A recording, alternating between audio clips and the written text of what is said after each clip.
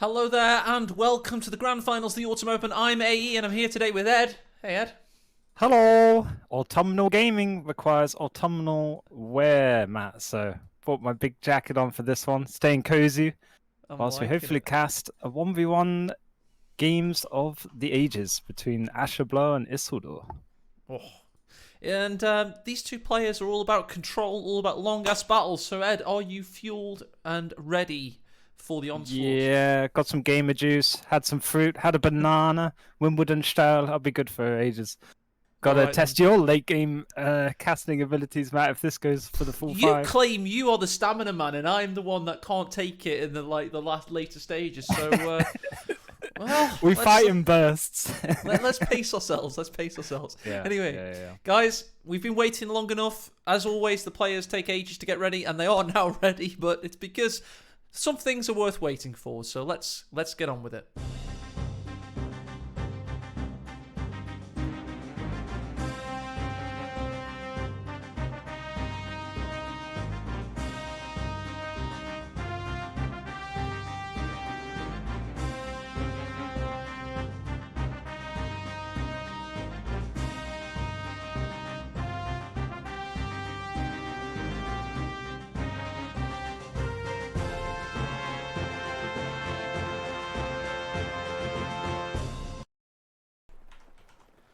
Hello there, and you're looking at the United States forces of the player that upset Kimbo in the semi-finals, beat him 3-2 and smote him across the autumn landscape. Asherblow, hailing from Korea, trying to build a tank trap but bugging out the game, is your Western player on Canal Park.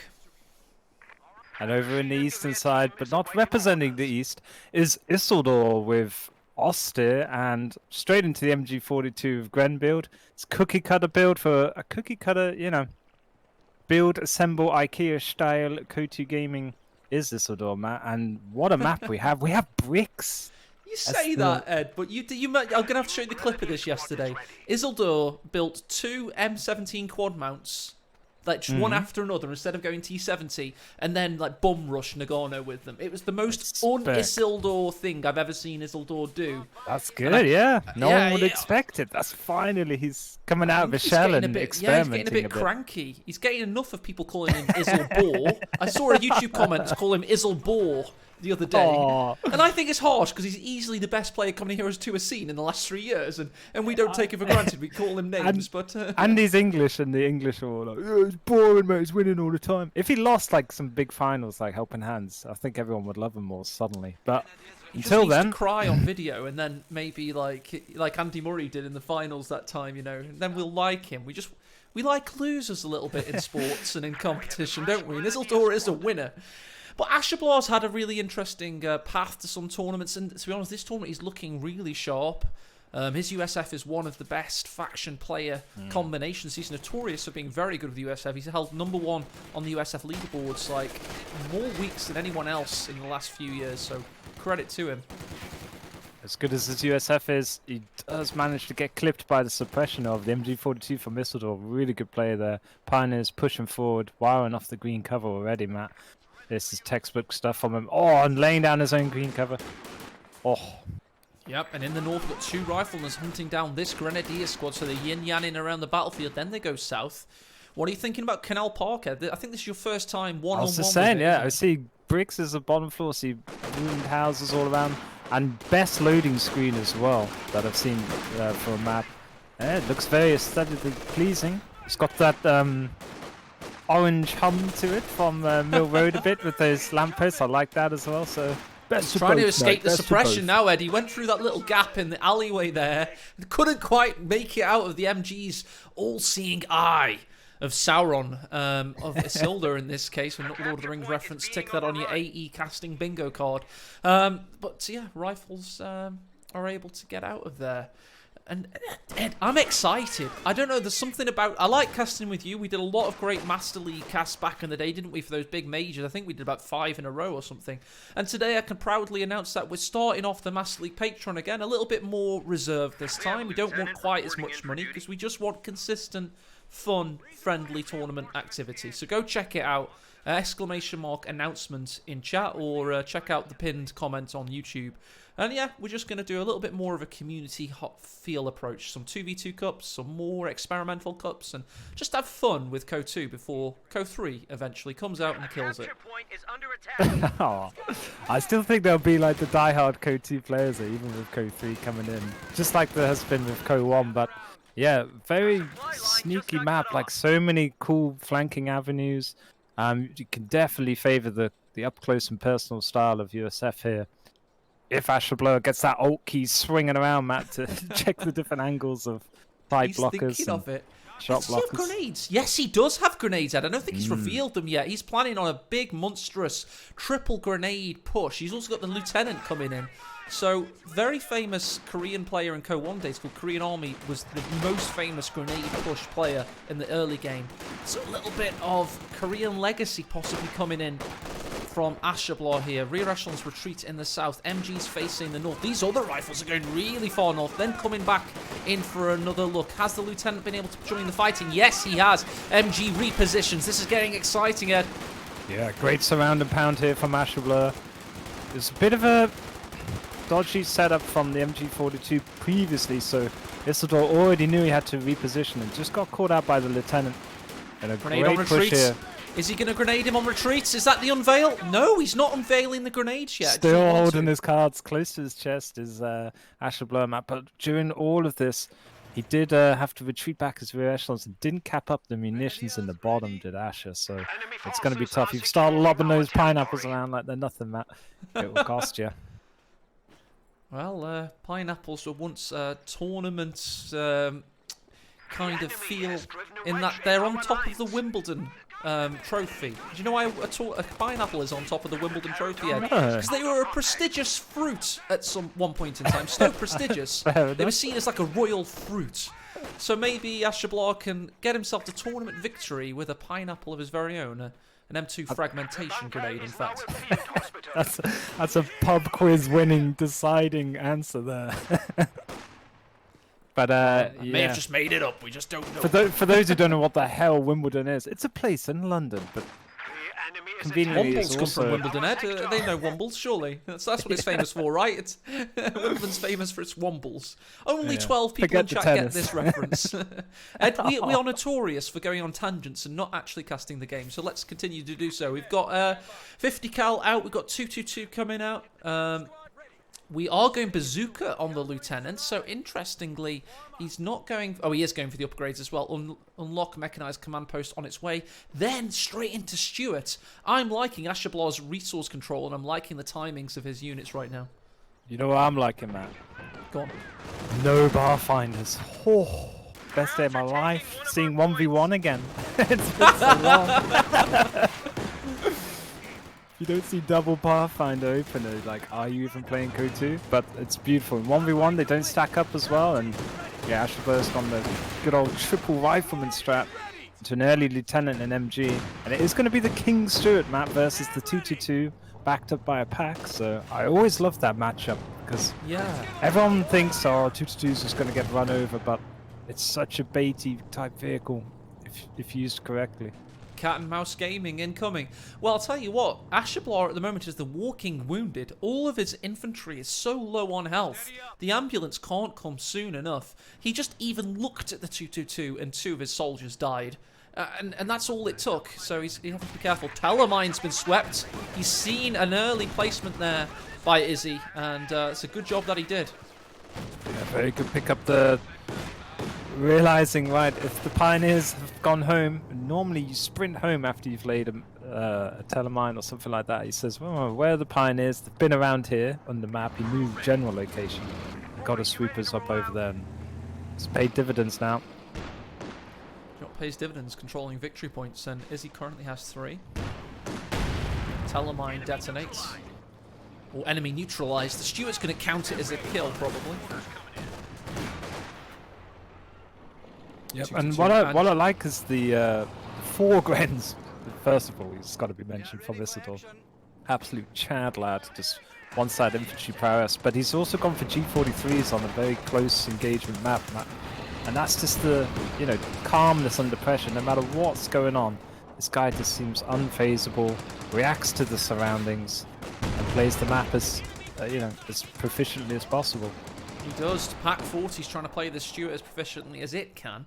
And it must be noted, this is a Commander Terminator Cup, as you can see in the bottom left of your screen. And Isildur saved this bad boy until last, the Lightning War Doctrine, the most seen commander in Common Heroes 2 Wehrmacht history. So he saved a pretty damn good commander there.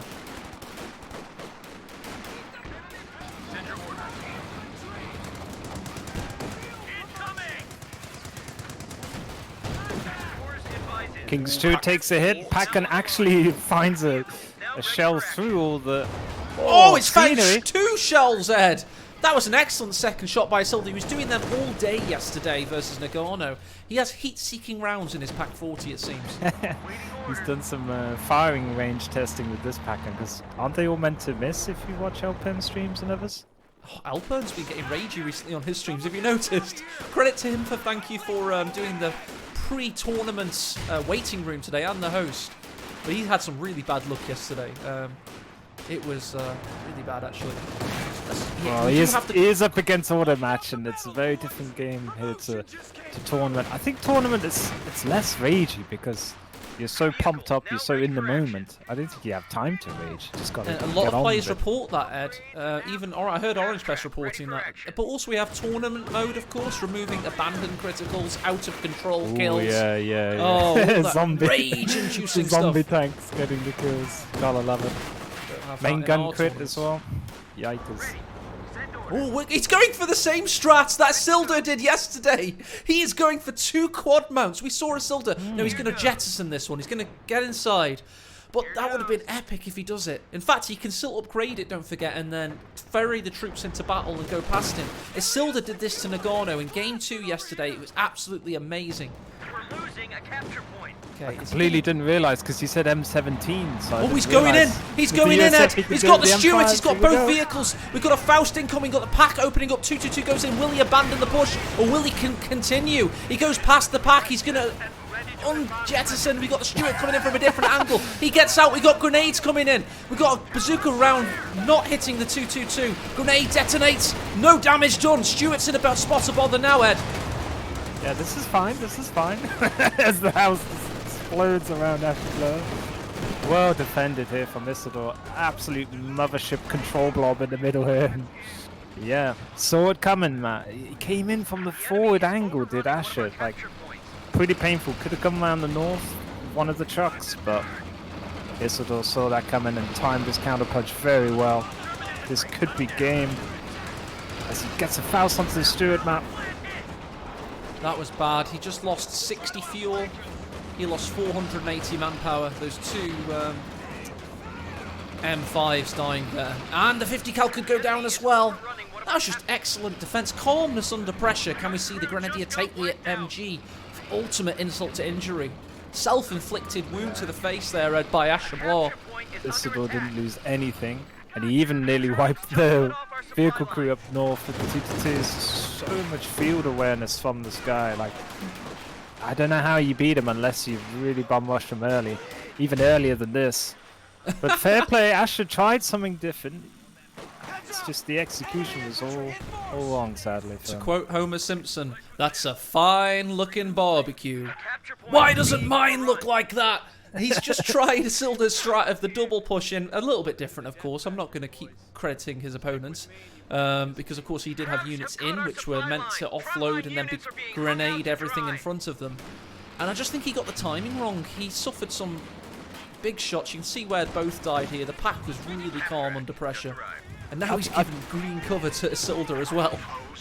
Yeah, you got to set up the shots. It's like in boxing or anything in life. You got to work it. But football, you got to, with the great passes, you got to make the goals. That way, you don't just walk through the enemy front on and hope they go to sleep. I think with Asher, that was quite crude. Like I said, it's the angles. He could have come from the north with a truck, flanked round the back, then disposed of the infantry and blown up everything on retreat. Or at least get Isildur to retreat 1 or 2 Grens before committing the all-in. So there's less fouls around. He's gone for another one. He doesn't care. If first you don't succeed, try again. He's now going for the pack a second There we time go. and gets Different it. angles coming in from the south with the flak. And with Stuart Yes. taking it up the mid. Good stuff here. Yes, That's he better. didn't go through the front this time. He went through the back door, and he's done a very good approach there. He now needs to either take the pack or destroy it. Does he have a squad coming up? Yes, he does. He's got that vehicle crew that Ed was referring to. He's going to take the 5 pack. million manpower to reinforce them, but it's all good. A free pack's a free pack. I'd take it if I was him. Yep, there you go. Good stuff. Very But nice. it was good timing though. The first push was the right kind of time to do it because you're far away from a P4 and you can maybe snag a pack. But yeah, he's done it again right off the bat. But this is what we've been Ash calling blow. for. We've been calling for these aggressive pushes against Isildur to throw some chaos into the engine, because no one can outmatch him in a classic Company Heroes set-piece battle. He is unmatchable. He is unbeatable, it would seem, in these big tournament scenarios. So don't play him in one. Make it on your terms. And in this case, that might mean taking a sledgehammer and slinging it at his face. Yeah, throughout the midst of chaos. Ooh, armor piercing rounds popped on the 50 cal. But American bullets don't go too good against American steel. So they're fine. He'll back up with the flak half check there. One thing Isildur might notice, Matt, is that there's no echelons now, no swippity swepper. So without that, you can pop them telemines down unopposed. He might not even want to or need to, because the Panzer IV is going to be doing a lot of tank busting of its very own. The Stuart's in a bad part of town. There's a Pack 40 facing up against it. Will that get a shot off? Of course it bloody will. And here comes the Panzer IV. The Stuart's on borrowed time. Bit like, are you a legs man or an ass man or whatever, but are you an MG pin mount man or not, Matt, on your P4? Oh, every time. It's free DPS. Oh, and the Stuart's backed into a flag. Say goodbye, ladies and gentlemen. He damages the vision. Isildur don't care. He's trying to get round. The one last shot. That is a very long blinding there. And it saved the life of the Stuart. Well played there from Asher. Great crit. If you got the ability, use it. Certainly Pop did the there. ability, he did. Right, we've got Faust coming in, we've got 222 backing up, we've got Rifleman trying to get a grenade in on retreat, but there's 3 Grenadiers facing them. He's a little bit more... Here come the cavalry, he's got a pack and a Rifleman coming up. He's losing a rifle whilst this happens. 2 squads are suppressed, helping matters for him though, and he's just about able to survive. Meanwhile, in the Very north, lucky Riflemen yeah. are pursuing the pack. Panzer IV, what are they thinking? Be strong, be snare. Oh dear, G43s Oh, are very strong down they though. go. They didn't Down even they go. run the gauntlet. They got smacked immediately. Another rifleman dies to G43 fire as well. Asherblaw, what was he thinking there? He got caught out in the Forrest open. Gumped up the north of the map. Just wanted the whole 9 yards. I don't know. I think he gave the snare order and then just never cancelled it. So it's a zombie chasing it. I want to hope that Asherblaw's experiencing a little bit of delay here, because some of his mechanical actions haven't been the best, or not what we usually see from the Korean. But to be honest, he got himself in a spot of bother. He went really far north yet again and had to retreat through. It wasn't even like a Kimbo-style blob on retreat. It was, he knew the mothership was in the centre of the map head. He knew where it was. He knew what he was getting himself into. But we saw again that Isildur 2v2 style, all 4 Grens were in like 1 pixel of the map in the middle there. But there was no real big flanking from Asherblower because he can't get the platform. He's lost too many units to be able to fix those Grens in the mid and then go with some flank and shanking units. Yeah, it's tough stuff now. Isildur's basically in the pocket. He's waiting for anything. Double MG. And he's got a better version of the M16 half-track coming out. He's got the Osvind on a Panzer IV chassis. You want anti-air turned on infantry? I've got a bigger version. Isildur's going to really dominate Asherblaw now. I like this resolve from Asher though, like still staying in it, seeing what happens.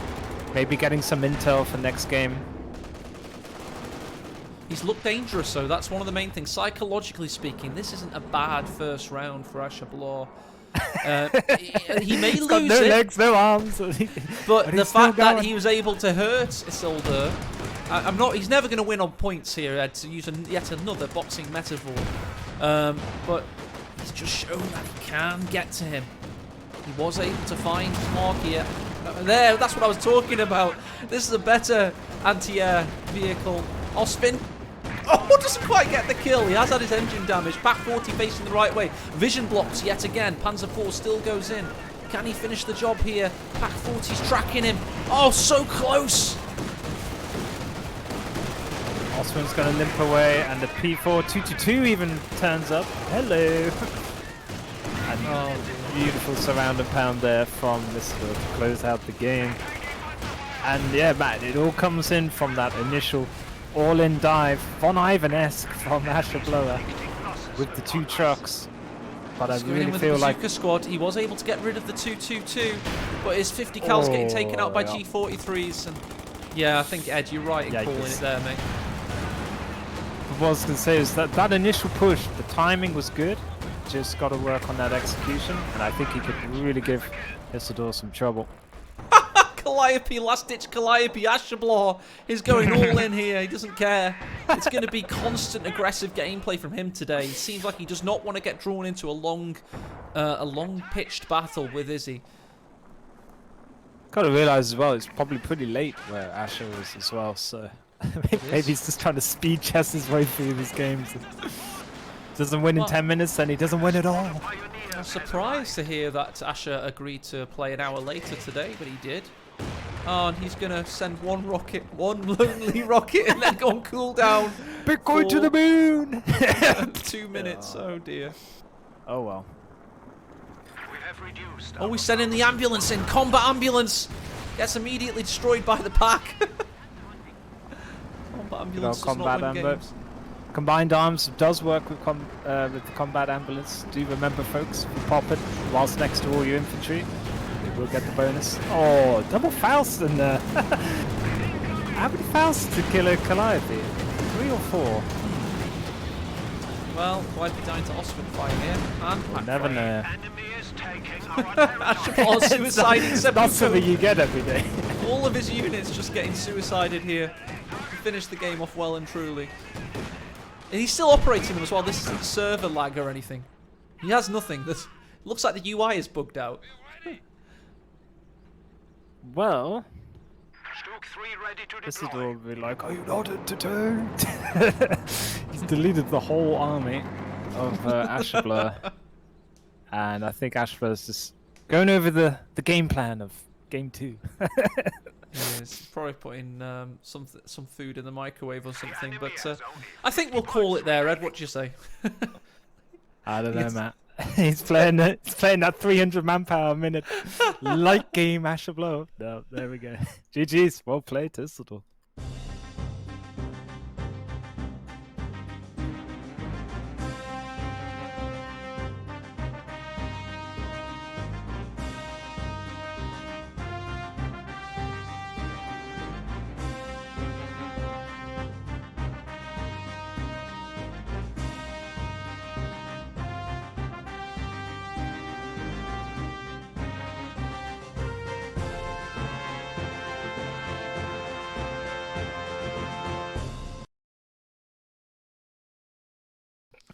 And we're back. Ed's having some good conversations in chat. People saying it's cringe. What do you find cringe about it? I'm interested, chat. I thought it was exciting because Asherblaw kind of just went balls to the wall crazy at the start there. Yeah, it didn't work out, but it's I think you got to try something like everybody loses just playing the play by numbers style against Isildur. So this is actually, I think, more of a viable attempt than just trying to do double AT gun, double MG, and play the late game against Isildur. Like we see it with Kimbo as well, and Sea King back in the day. They took 2 games off of Isildur and lost in the best of 5 overall. But the 2 games that they did win, they hit the ground running early and put pressure on Isildur. Didn't let him set up into his normal build orders. So I think Asherblaw, it was a cool idea. Just needs a bit of a tweak of how he works it. I think some of the fans were a little bit cringe at the suiciding at the end, rather than just GG while playing. But of course, we don't see the chat, guys, so they could be talking to each other. Unfortunately, in Obs mode, you don't have the option of seeing the chat if you want to. So there's always that. It's a possibility. Which would be hilarious in CoH2 if you could. I don't want to. I want the Kimbo option spamming you whilst wiping his imagine squad how on the bad tree. that would be? Question mark, XD, XD. You notice how I said it? Relic are making CoH3. I don't want them to do that. So I'm like, it'd be great to have the option. I don't want to be spammed. What's my thinking? There also could be a mute option for players. Like, say if you're young, like kids might be playing at Matt and all that, and then if you get somebody spouting a load of crap in a 4v4, it's definitely a function that like any other kind of big multiplayer game has now. But I'd be a team game player if I could mute people. I've always wanted to play 1v1s because I like it, but also I pinged you once and you're still in your Anderson shelter. Exactly. Shell-shocked about to me, it's horrible. Anyway, we've got a big announcement, and I'm not going to put too much hype into this, just the exact amount of hype it needs. But it's now the season 2 of.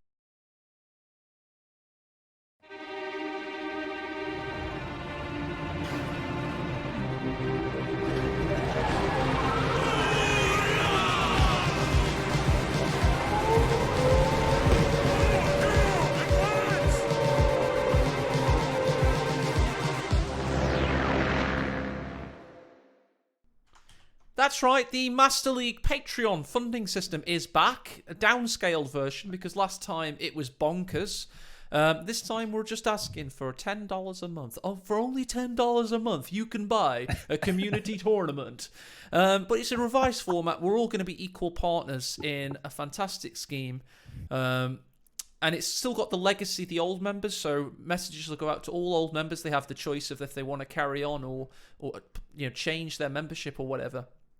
And that's the whole point, is we want to just provide funds for community events. It doesn't have to be big, massive Master League events. We can have 2v2 cups. We can have crazy 1v1 events with big maps and unlimited pop cap. We're just going to have a lot of fun in the last year or so, maybe 2 years, who knows, of CoH2's existence as the big Company Heroes game. So yeah, Master League Patreon funding is back. And if you go over to the Discord, you can see, let me just get the Discord page open. We're going to be editing it all, so that if you go... Nearly zeroed in the tuxedo, and then I messed up. It's all reversed. Oh, like I'll put that back on, don't worry. Left is right, right is left, So it's... I didn't know that would be a thing, but there you go. There's the Patreon link, guys. So $10 a month. It's basically it's like a streaming service, isn't it? You get to see a tournament. It won't necessarily be one I organise. It could be Olvedi. It could be anybody in the community. And we'll just have some good tournaments. We'll keep it going and have it on a regular basis again. Be pretty nice. Shall we have a look at the brackets, Ed, or should we just make sure we're not going to miss this bloody thing first, actually? Whichever's easiest for you. I think add me into the observer, then we do ogle the brackets. Okay. Would probably be easiest. I just wanted people to see your perfected tuxedo because I saw that. I didn't know why you were changing your camera don't worry about so that. much. It's big and this important stuff, Ed. It's more important than the ML Master League. Whenever he mentions Master League, I'm just like, that's a nice. Nah, I'm joking. It's nice good coat. stuff. It's glad we need somebody to do it, eh? Because at the moment. All it is it's the dry. funding, and it's to organise the events, and we'll just provide the money basically. We're very nice people like that. It's getting you in a lobby. Here we go. Oh. And would all these maps potentially make it into auto match as well? No, there's no more updates to auto match. Oh, okay. Yeah, Damn. so we have to. These are the tournament exclusive. Wow. Well, unfortunately, and that's why we have to keep using them, because the map makers put a lot of effort in. So it's nice to have a change of pace, but it's good to see them get used, because otherwise they're not going to get into auto match. So yeah. This map could have very easily been an auto match, and I don't think many would complain or have a problem with it. One thing I am noticing, Matt, more and more, 1v1, 2v2, even up to 4v4, there's not many garrisonable buildings anymore. Do you not find? Like stormtroopers and partisans and all that have lost a bit of their Well, niche. one of the reasons is people didn't like the Soviet headquarters thing that was going on. The forward headquarters. That was hilarious, though. KV2, a big building where everybody survived.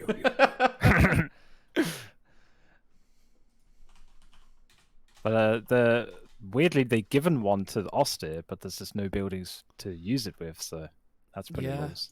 Yeah, exactly.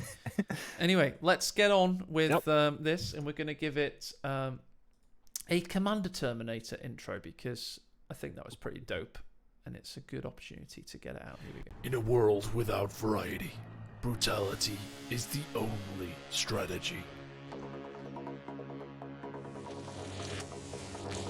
The Master League presents a tournament format sent to end the reign of meta.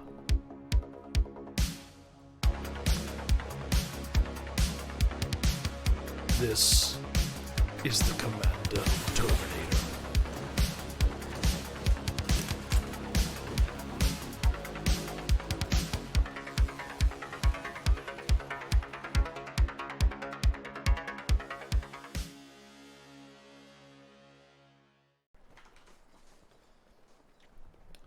Isildur Argyle 1, Ashablar FC 0. Just another scoreline in tournament history, and it's kind of what we've come to expect from the big British bastard of the tournament scene. He's nigh on unbeatable at times, but Ed, players like Seeking, who I sometimes refer as to Redacted, or Kimbo, players that throw chaos into the engine stand the best chance of unsettling this giant of the tournament scene. We've seen it time and time again. The only times he looks weak is when you go all-out attack against him and you bring the chaos. What could Ashablar do as Wehrmacht to try and, emulate that? Well, if Asher's he's locked in Oster, so he hasn't gone for the auto-lose option of OKW, which is good start. But his commanders look a bit funky for this map, so we could be seeing Blitzkrieg doctrine here. I just think he's got to be informed before he does those big all-in pushes if he is going to go that strat against Isildur. So at least he'll have the Panzer Tacticians to get his tanks out of trouble or armor, and then reconnaissance oversight to see what Isildur's, where his main bulk of his forces are before he does the big YOLO pushes. Rare wall formation here. It's a double green cover on both sides of two adjacent or parallel walls there. I like that scenario. There's a few nice little gun engagement places on Canal Park that you'll find a little bit more mentally stimulating than what we're used to seeing. Conscript build from Isildur, of course, usually goes for 2 combat engineers and sometimes even a 4th conscript squad as well. Fresh conscripts have arrived. There's an MG coming in. Cheeky low walls providing green cover here for the cons down south. So it's just good patient play here from Isildur. Yeah, that's a very nice piece of green cover that is protecting all 6 models. They're going to be absolutely fine. Even though the MG's currently hitting them in the head, they're actually behind a 1-foot-high wall. Their shins are fine. But Ashblow with the MG in front of the Pioneers, and took a few seconds as well to get his Pioneers running after building the tier 1 structure. So it's just these little things, Matt, that might add up in the very early game. Bren's running off the cap, doing the old helping hands cap, going back to it now. This seems a bit shook up. I think game 1 could have maybe mentally had a bit of a dent on him. I'm all shook up.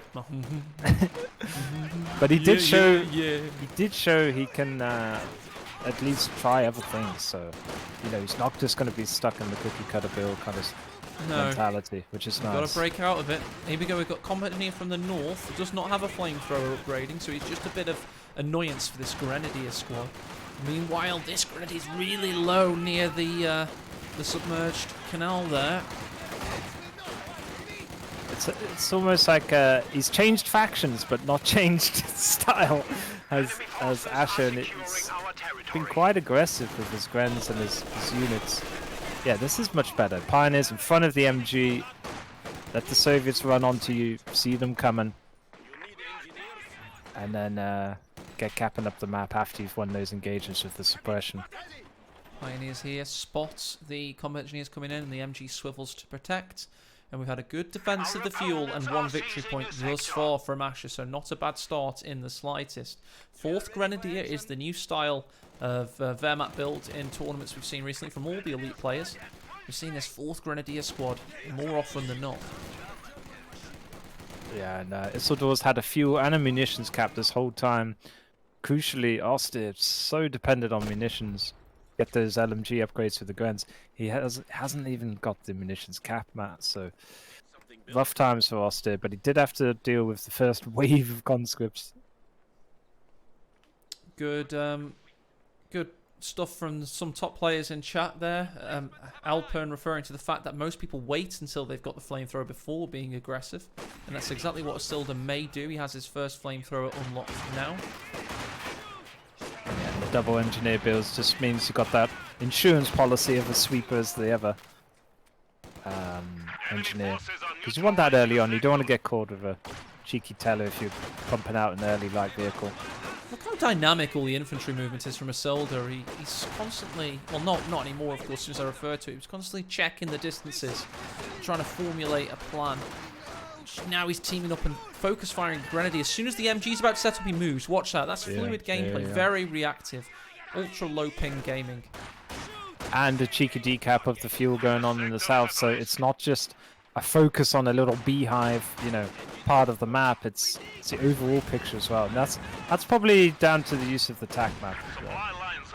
I played Isildur 4 times in a row, and he only used combat engineers, unupgraded combat engineers against me. He told me exactly what he was going to do, and his movement was otherworldly. Keep in mind that I know I'm a trash player, but I've played all the top players like for fun and just as a bit of an experiment. And Isildur made me feel like a little boy more than any other player ever had done. And it was the dynamic, fluid movement, the stuff that I haven't really picked up on casts before. And it's all these little differences. He kind of subtly adjusts his infantry constantly, trying to feel what he's either checking you, he's doing a bit of reconnaissance, or he's repositioning based on your new position. It's really fluid gameplay. Yeah, so a couple of wins there during all that. Matt was the actual cap of the fuel, not just a decap.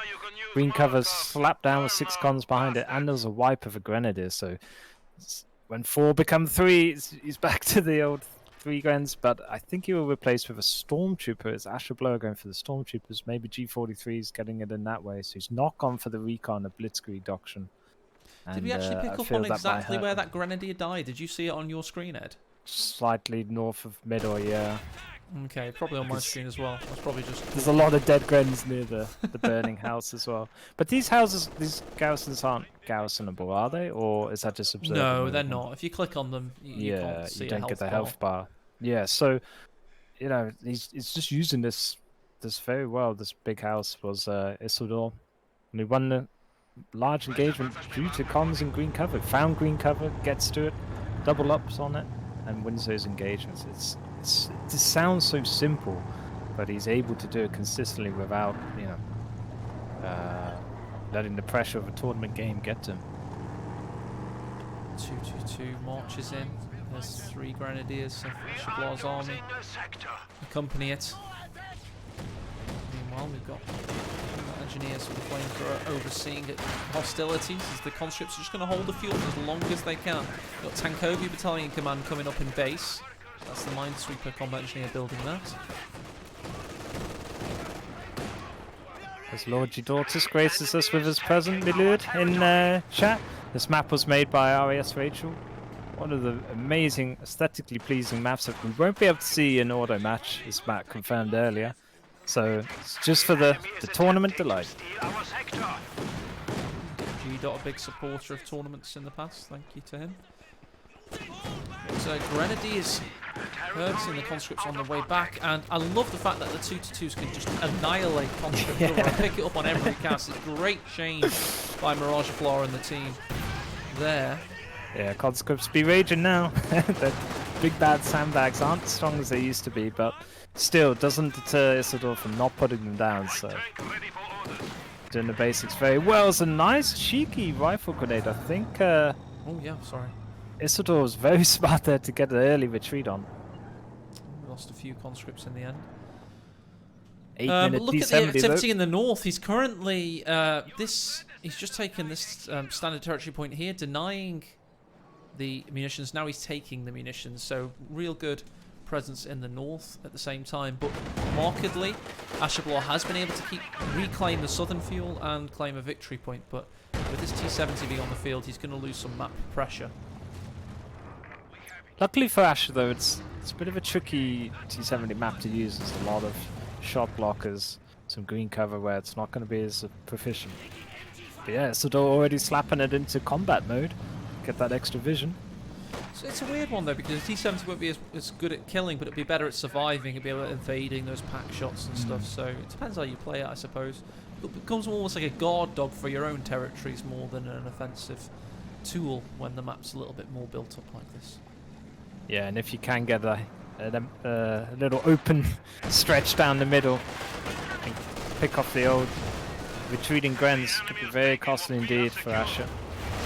Pops incendiary rounds, yeah. Indeed, being exchanged for flames from the Rock 9 flamethrower. The 222 has been damaged engined by the construct grenade. They oorah into combat. Pack 40 watches on as the T-70 is able to skip away. Construct's taking a wider angle. Isildur coming in for a huge flank from the south. But also look at this T-70 play. He's gone more north. He's going to come around from another angle. Watching out for Grens as he does, but there's the flank onto the MG. They're going to take extra cover, all clumped in orange medium cover there. And that's just really good, smart thinking there from Isildur. Makes those angles so consistently. Right, Stormtroopers are going to go for G43s. They're going to come straight away to try and harass this conscript squad that's very close to the enemy gates. There's a few blind corners though in this beautiful looking map, and the Grenadiers are going to put it to use, Matt. This could be a snare. Oh, they don't get it in time. Just was out of range. Pack 40 does connect with the shot though, so the T-70 will have to fix up, look sharp elsewhere.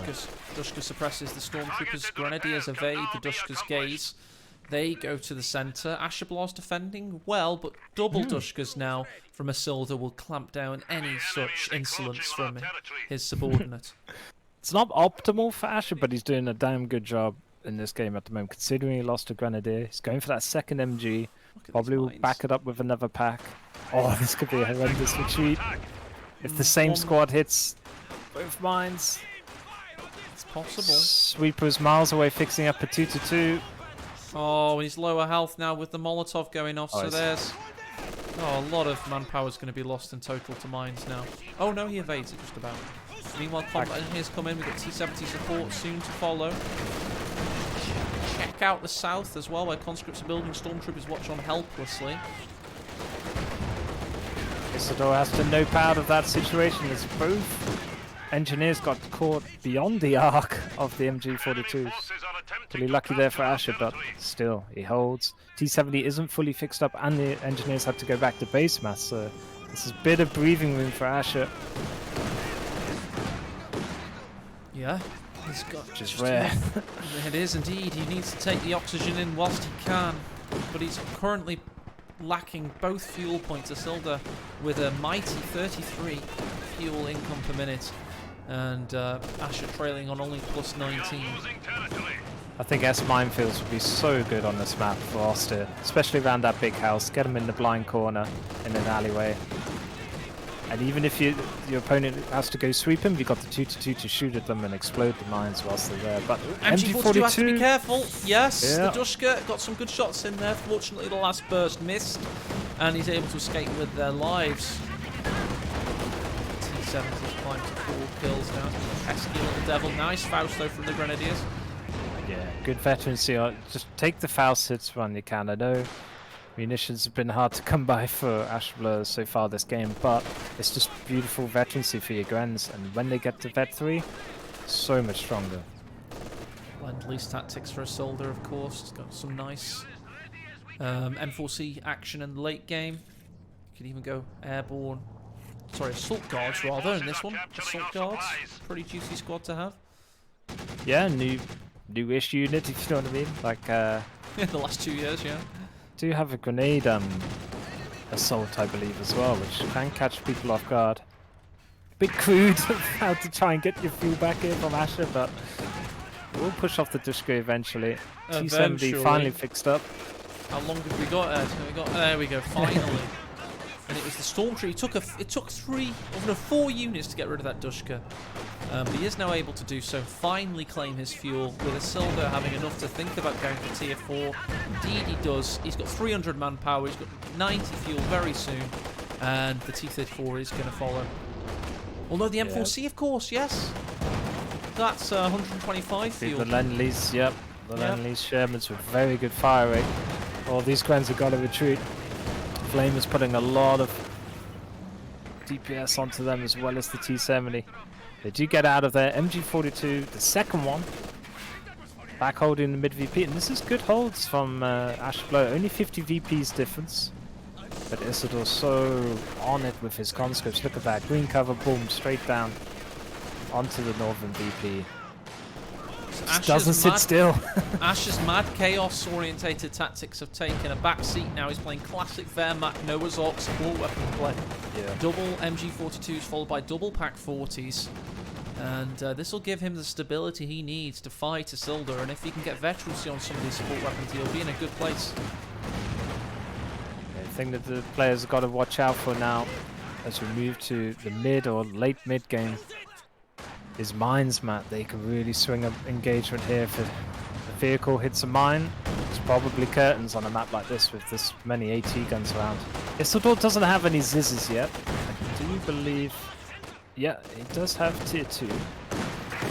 But there we go. Locks in a Sherman first. We'll probably back it up with the Ziz after. Yes, forced away there. He keeps his fuel, importantly, this time. M4C is building for Isildur. Asher's teching to battle phase 2, and he has 100 fuel in the bag, so his Panzer IV won't be too far behind. And with having 2 Pack 40s, Ed, I'm going to say it, this game is anyone's for the taking. The victory points are now even as well. So Isildur had a great early game. He killed a Grenadier, and he had better map preservation. Company Heroes 2's inherent combat mechanics have now leveled things off, and Asherblow are playing really well too. Let's check out the stats just to confirm this. Kills to death ratio 49 to 37. And we'll check out the points held graph to confirm Isildur how much he dominated from minute 7 to minute 14. 7 minutes of map domination there. Yeah, but still in it in terms of VPs, so Ashblow has time. He's putting pressure here on the T-70, but 7-man cons. Probably the biggest change to CoH2's base factions. We're lurking there, ready for the 18-aid. And straight back on observer mode for the T-70. I love how it's combat mode when it doesn't shoot. I know. You ever thought of that? Yeah.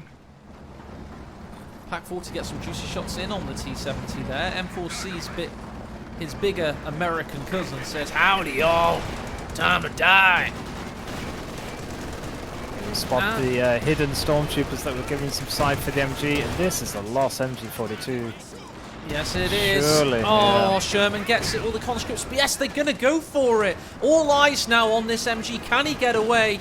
Most likely not. It's a manpower penalty. Or can they? Oh my God, they're doing it, Ed.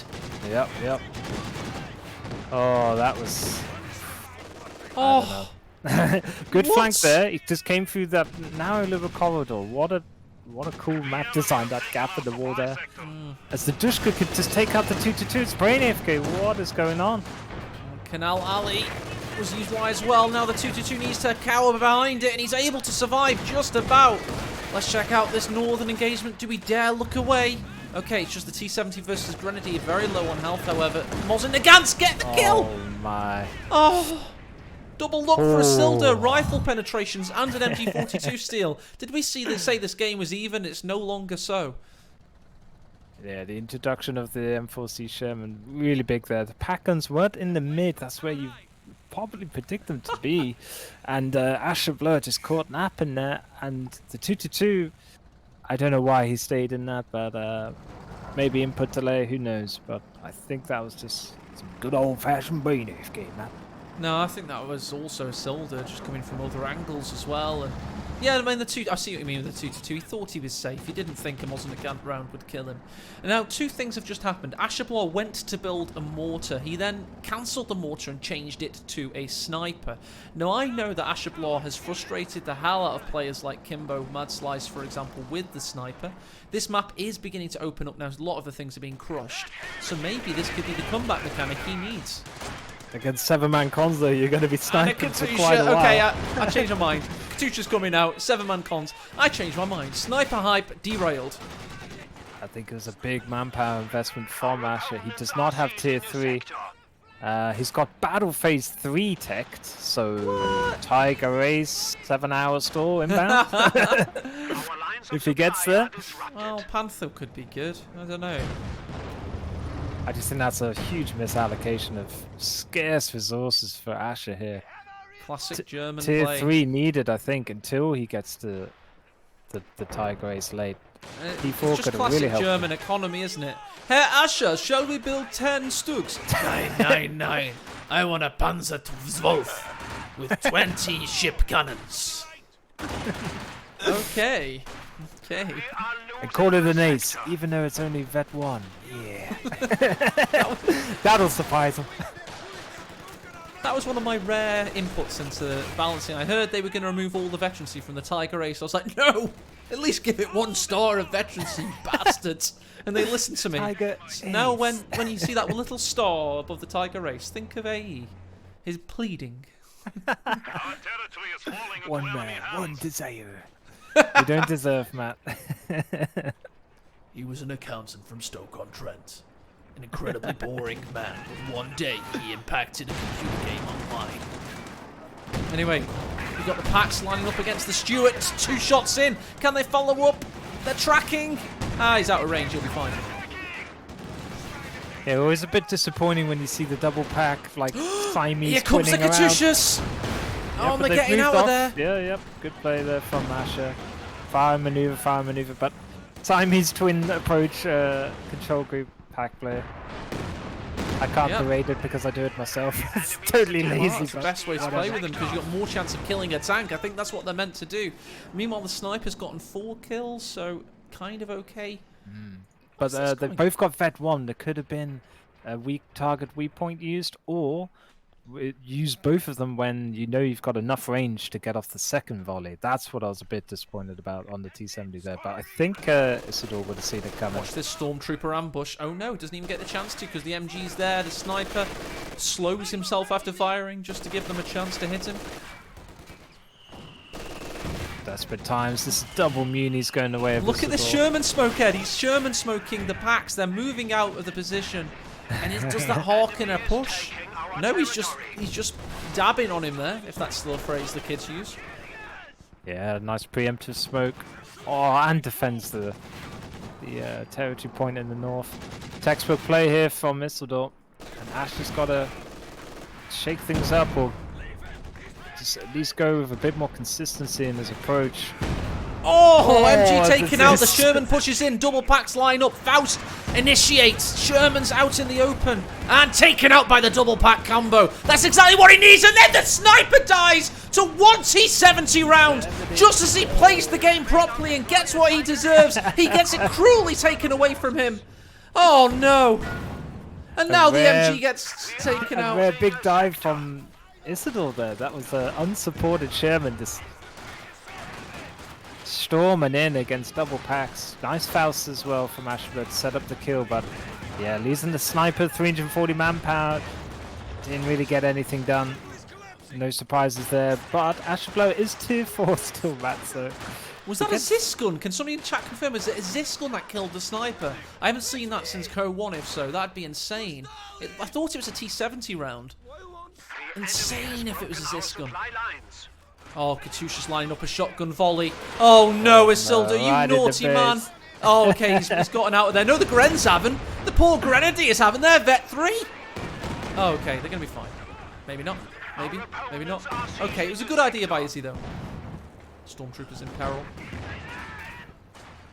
Putting out all the dirty tactics, Katyusha a base after a few retreats, but do anything to win at this tournament level. with Isildur. And yeah, I just think the lost MG of Asher Blur really punished him in keeping the map control. But there are 3 MGs now for Isildur, so he could plop one on each VP. Good night, Vienna. Rare win, perhaps? No. He's trying to destroy this green cover. These brick piles in front of the 7-man cons having little effect. Low health Grenadiers versus a full health con in the south. We know how that's going to go. Hey, they get it in the end, Matt. Oh, he's got a grenade. Well dodged by Izzy. So on it. Unreal. Yeah, that change of grenade, that was just this patch. So people got to watch out for that. That's a Jaeger light infantry upgrade. I hate it so much. I'm always trying to rifle nade with them, and I'm like, why won't you let me? I'm always like, well, the range is too small on this rifle nade. It's rubbish. You know what I do now? If I ever do build Grens, all I want to do is run around and pick up enemy weapons. Because Grens with bars or Grens with like are they good? Brens. Yeah, it just stolen weapons just seem so much better. New podcasting coming. Grens with Brens and friends. 44 gaming. But we've got so many mines in the north. The Grenadiers think they're on equal playing field, but they're not. They're surrounded by multiple Soviet mines. Oh dear. Stormtroopers capping. They're waiting with a pack surprise for any vehicles that want to show their faces. And we are getting closer to the Tiger race, ladies and gentlemen. Yep. 480 manpower away. Yep. Just so he's got the the manpower. fuel now. Let's get a made any Terminator vehicles chant. other than the 222. Let's get a Terminator chant in chat, everybody. That's not how it goes, actually. No, hang on. How does Terminator music go? Da, da, da. Isn't it just... That's it, ladies and gents. Get excited, get hyped in chat, because we've got Michael Wittmann very soon to arrive in a 1v1 elite game for the first time in seemingly forever. And yes, the player utilising this Wunderwaffe may be about to be eliminated from this particular battle. He has only 58 victory points. But he's going to go out with style, Ed. Cheeky demo on the bottom. Stylish play there. No HP on the cons. They have to insta-retreat, but the Stormtroopers don't want to fire on the Flamers. Instead, they're going to go for cheeky nade. Which hits the sandbag. And the Sherman's there to absolutely give them. Meanwhile, conscripts forced away in the centre. Katyusha opens up on the packs. Yeah. Goes down, yep. Oh no. At least he's happy to reinforce as well in base. No, he's going to hold off on reinforcements. Can this Tiger Race save everything? He's trying to kill him victory points just to get in there. He's going to have to all in the Tiger Race, quite frankly. He's going to have to go absolutely mad with it. And there's so many mines down from Isildur. I mentioned it earlier with the mine games. And Isildur's just created that platform to be able to just ladle the north. Look at it, man. Like, oh, it's absolutely hideous. They're everywhere. Oh. And talking about hideous, look at this big bastard coming in the north. He's the elite tiger of the German army. He's got his binoculars. Oh, he's doing a little moonwalk for us. That's incredible. Look, the gears on this thing, you know, 64-ton tank just goes forwards, backwards. Moves his hair back and forth. You just hear from the driver like, hee hee, like underneath. Not now, Klaus. Right, no, yeah, it's a different kind of Michael, that is. Anyway. Yeah, the Wittmann is getting to work on the conscripts. They may be able to get a wipe to them. Good accuracy. Oh no. So many mines. Why did I mention accuracy? This is how you used to take out the original Tiger Race. When it originally launched, it was a game-ending unit. The only way to survive it was with lots and lots of mines. Oh, doesn't get damaged engine, not enough damage here for the engine crit, so that's pretty good. Basher blow, but what's not good is he's ran out of VPs, so yeah, classic. It made an appearance to Tiger Race, but it's still same classic result. German GG. Wunderwaffe. I'll put the Tiger Race on your screens. You can print screen that, ladies and gentlemen. This is what the Tiger Race means. That's why the Germans lost the war. There you go. 0. GG, well played.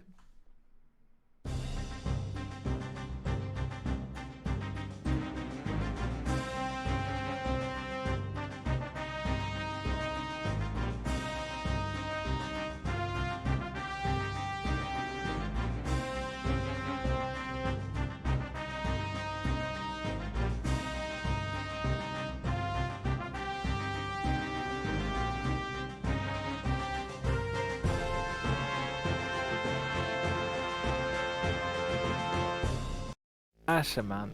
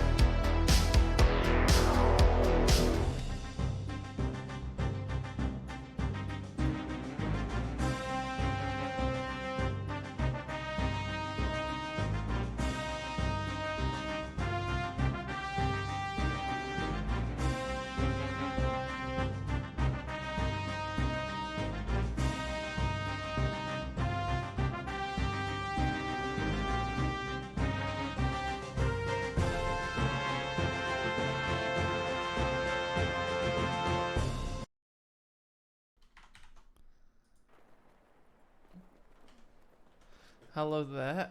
As I butchered that clearly. Ed, take over. Announce the players that we're seeing today. Alright, in the left-hand side of your screen, I hope that you're showing everyone, is Asherblower. No one knows what CB stands for, but it's probably a clan. I He's heard representing... cold beer at one point in time. Cold beer drinkers. I don't know why it would be called that, but certainly... Could explain his gameplay recently. He's been on the IPOs, mate. But yeah, Asherblower locking in USF once again. He's got heavy cav, airborne, and recon companies at his disposal. Straight in for the Barfinders. IDSF might be able to win this one, man. And against him, Isildur with Oster mechanized. Hello. Blitzkrieg and Spearhead. So he's taken off all his G43 Toten doctrines. He's going to go for those Burpee LMG spray and Grens instead. And yeah, I think we're in for a doozy here on this beautiful autumnal version of Nexus map. Let's do a flyby of this beautiful map, shall we? And just survey its beauty. As the snow starts to fall. And we see a tiger that's tried to end it all. This could be the greatest comeback story in Company of Heroes history. That is a possibility that could happen. Or we could just see Isildur, the rampaging war machine, continue his onslaught. And what does this commander bring Asherblower, the airborne company? How could that make things different for him?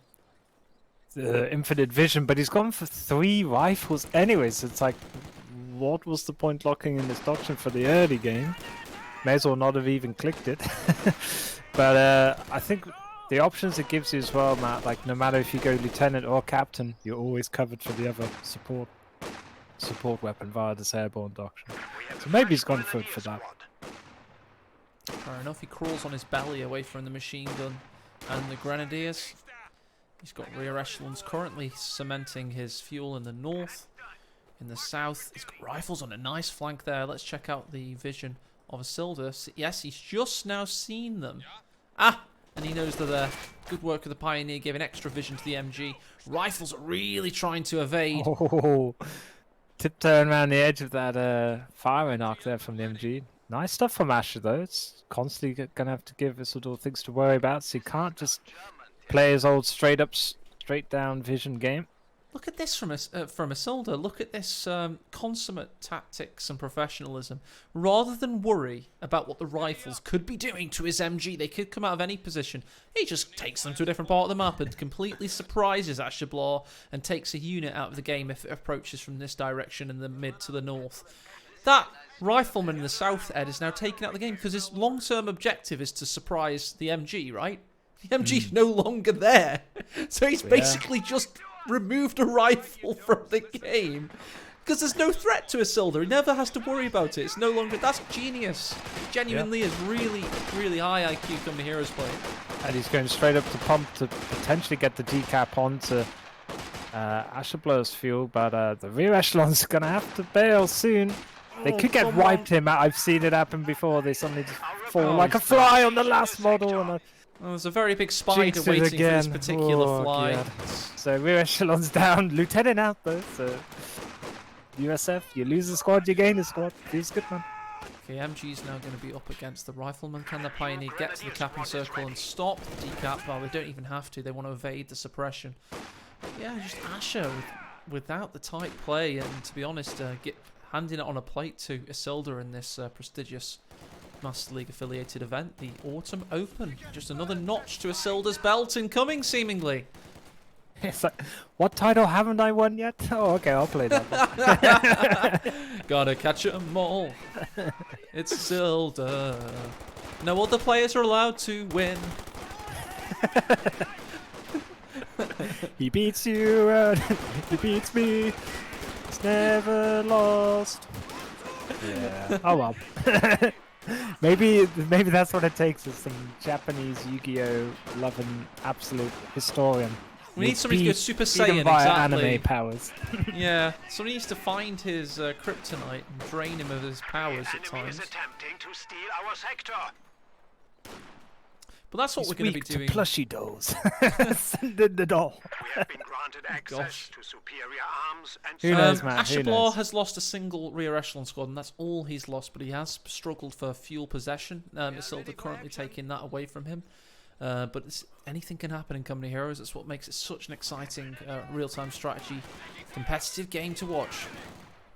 Okay, so we've got a lieutenant, but he can't get an AT gun dropped down into 3 CPs. So Ashablar literally is clicked airborne straight away to not use it.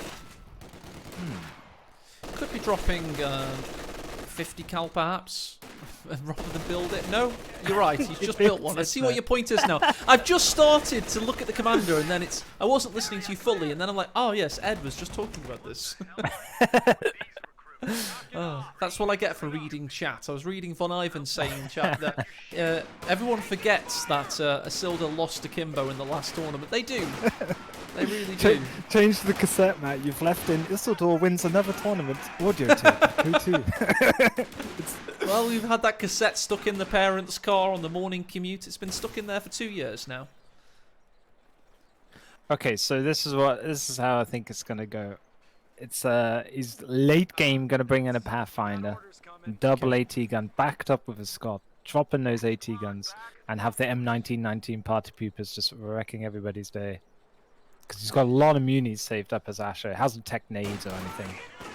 So, yeah. 2-2 is going to be the choice, though, from Isildur. Respect on a nice, big, wide open map like this. And Get a also, lot done. he's had a good piece of control of fuel here. He's denied the one in the south. He's taken the one in the north. The Stuart's had decent timings. That's a pretty fast Stuart, taking great use of this 12 anything standard. sub 7 minutes? Yikes fast, I think. Yeah, it's because it's a 12 standard territory point map, unlike every other map in the game, which is 10, other than Crossroads. So it's a White Flash Reborn. He's a very generous fellow. He gives you a little bit more fuel and munitions on his maps. Nice attack ground here from Ashablar. Using that flamethrower to its full potential. Forces the MG out, and Gren's doing some good work against the lieutenant there. He has equipped the bazooka mat, so 2-2's got to watch out a little bit there. So you've got to watch out. This Grenadier squad, double rifles on retreat with a grenade, one taken out, and an LMG dropped. This is what Ashablar needed. This is what Ashablar needed. Meanwhile, 2-2's harassing the 50 cal in the north. He needs to escape here and keep an eye on things. There we go. He's very much in this game now. It's a very good squad. What an adrenaline pumping moment that must be when you drop an LMG and get it on a rifleman map. That is huge on a map like this. Suddenly, Austin can't push into riflemen's from the age now. Well, that's the kind of RNG things you need in Company Heroes. I mean, when it goes in the winner's favour, or the one that's winning, everyone in chat hates it. When it suddenly helps the underdog, they're like, yes, RNG is a fantastic mechanic. I love it. That is actually the only other thing that the tournament mode would ever touch, by the way, because a lot of players complain about it, but I just think maybe it's one bridge too far. I think weapons drops are acceptable level of bullshit. What do you think, Ed? I think if it's in the game, it's in the game. EA said it first. Yeah. You don't play the game for boring, like, you know, if you want a game without RNG, play chess. If you want a strategy game Chess has that RNG. has... Do you start as white or black? It's a coin toss. It's Okay, but one bit of RNG doesn't... None of the pieces, you Your know, point get main has gun been crit on a disallowed, night. You were disqualified from this point. At risk of being a massive anorak geeky Omegalol nerdatron, do you know why that Stewart got the wipe? Or helped set up that wipe map? It's just those barrels creating that orange cover, and 2 Grenadier models got absolutely sniped on it. Because when there's a bit of a backing in cover, the AoE damage of the Steward is heightened, so just watch out for that one, folks, in your games. Yeah, all this really cost you. grouping can really help. People always think that cover helps, it doesn't necessarily do so when it groups you up like it did. Grenadiers march on here. Riflemen with their own LMG, though, from behind heavy cover. A premium target. That's why Isildur was hoping for a good roll there. He was staying in that one longer than he otherwise would have done. Grenadiers looking to survive and retreat there. Rifleman setting up a grenade, but it's poorly positioned. Oh, wow. That could be time delay, I don't know, or brain delay. One of the two. He positioned it was incorrectly, way off. so it was just bad positioning. I think the timing was fine. Fuel again recaptured, victory point situation, rifleman roving, 50 cal putting pressure down, grenadier suppressed, 222 comes into position, can he get a grenade off? He gets close, but not close enough. Doesn't get the decap though, but I guess it wouldn't have decapped anything anyway, so may as well go push north and decap there. But finally, USF being played as USF, man. Holy hell, we got a game. On the move, grenades tossed in, caution thrown to the wind. It seems Ashablar is in the ascendancy, playing as his favourite faction. And that's what you got to do with CoH2, Ed. You cannot just play it like it's a chess game all the time. You can't just go for these set-piece battles, because the better player, who's like better mechanically, will always win the longer you draw things out, because they will accumulate on you and they will wear you down. Attrition will set in, and everyone knows Isildur is slightly better than everyone else. So if you play him in a long game, you're going to lose. If you throw caution to the wind and go balls to wall aggressive, you may win, and Ash is doing that this time. We have just seen the drop. Down, man. Yes. 50 cal in the hand of the Germans is such a bitch, frankly, to deal with. Oh, it's heartbreaking for Asher, because he does some MLG moment plays, picks up a great wipe, and then just gives it back to Isildur kind of on a plate. These are just late retreats. These are not something super whooper duper special from Isildur. It's just, yeah, it's a shame. As I predicted horrifically wrong, he did go for paratroopers, but he's gone for the Thompsons, Matt. So gonna go for storm around the blind corner, maybe pop good. I'm looking south when you say that, Ed. This the walls near the garrison fuel. That's perfect for it. There's a lot of places to toss a cheeky grenade, and in this case, launched from behind them with 4 Thompsons.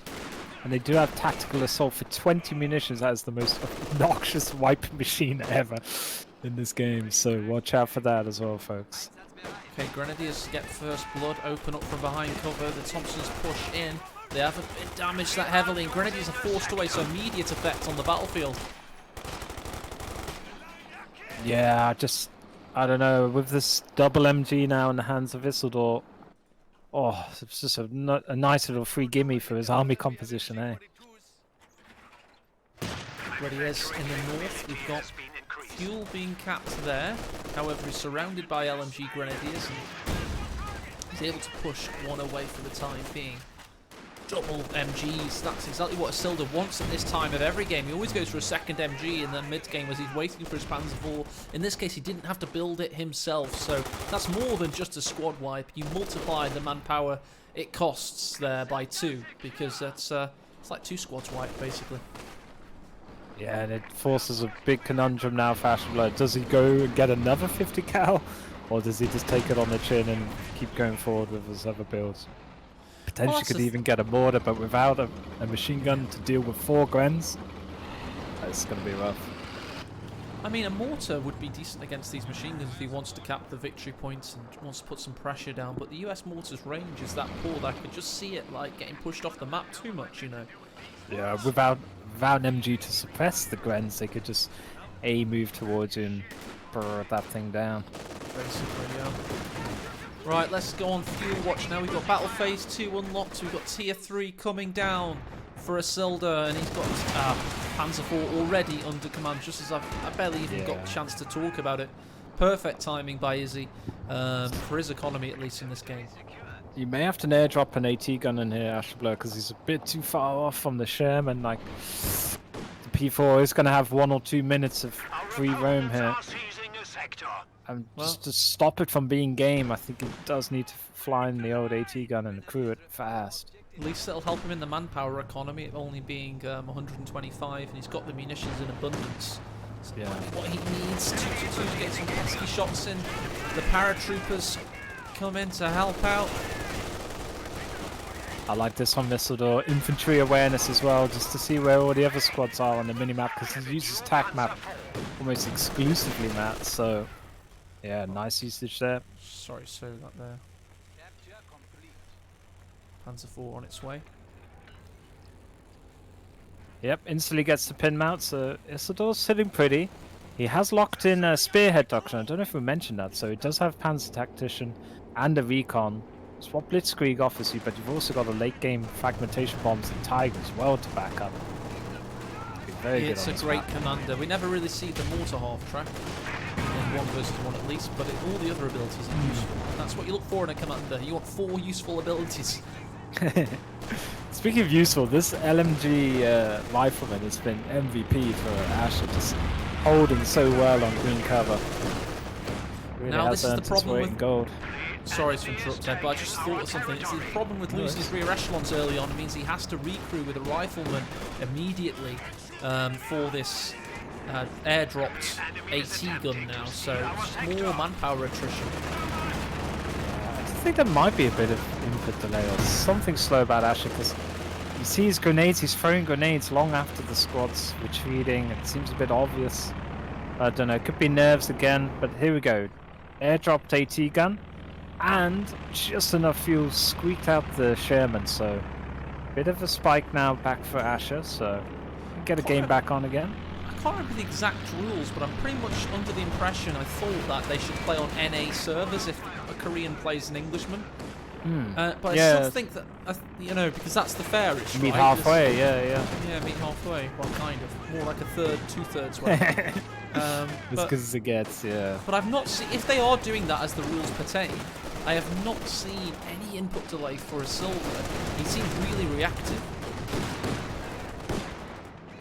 It could just be, like I said, we don't, like Asher, we were speaking about attack map of Isildur, Asher Blur exclusively uses it as well, and sometimes you can get caught in the attack map for that millisecond more, and you're not able to see what's happening in terms of grenades and things like that on the field if you don't get the call-outs. Ooh. Longest ranges from the Pack 40 there, gets Vet 1. What do you reckon, Matt? Like, Asher Blur somehow has been able to claw his way back into the 16th-minute mark here.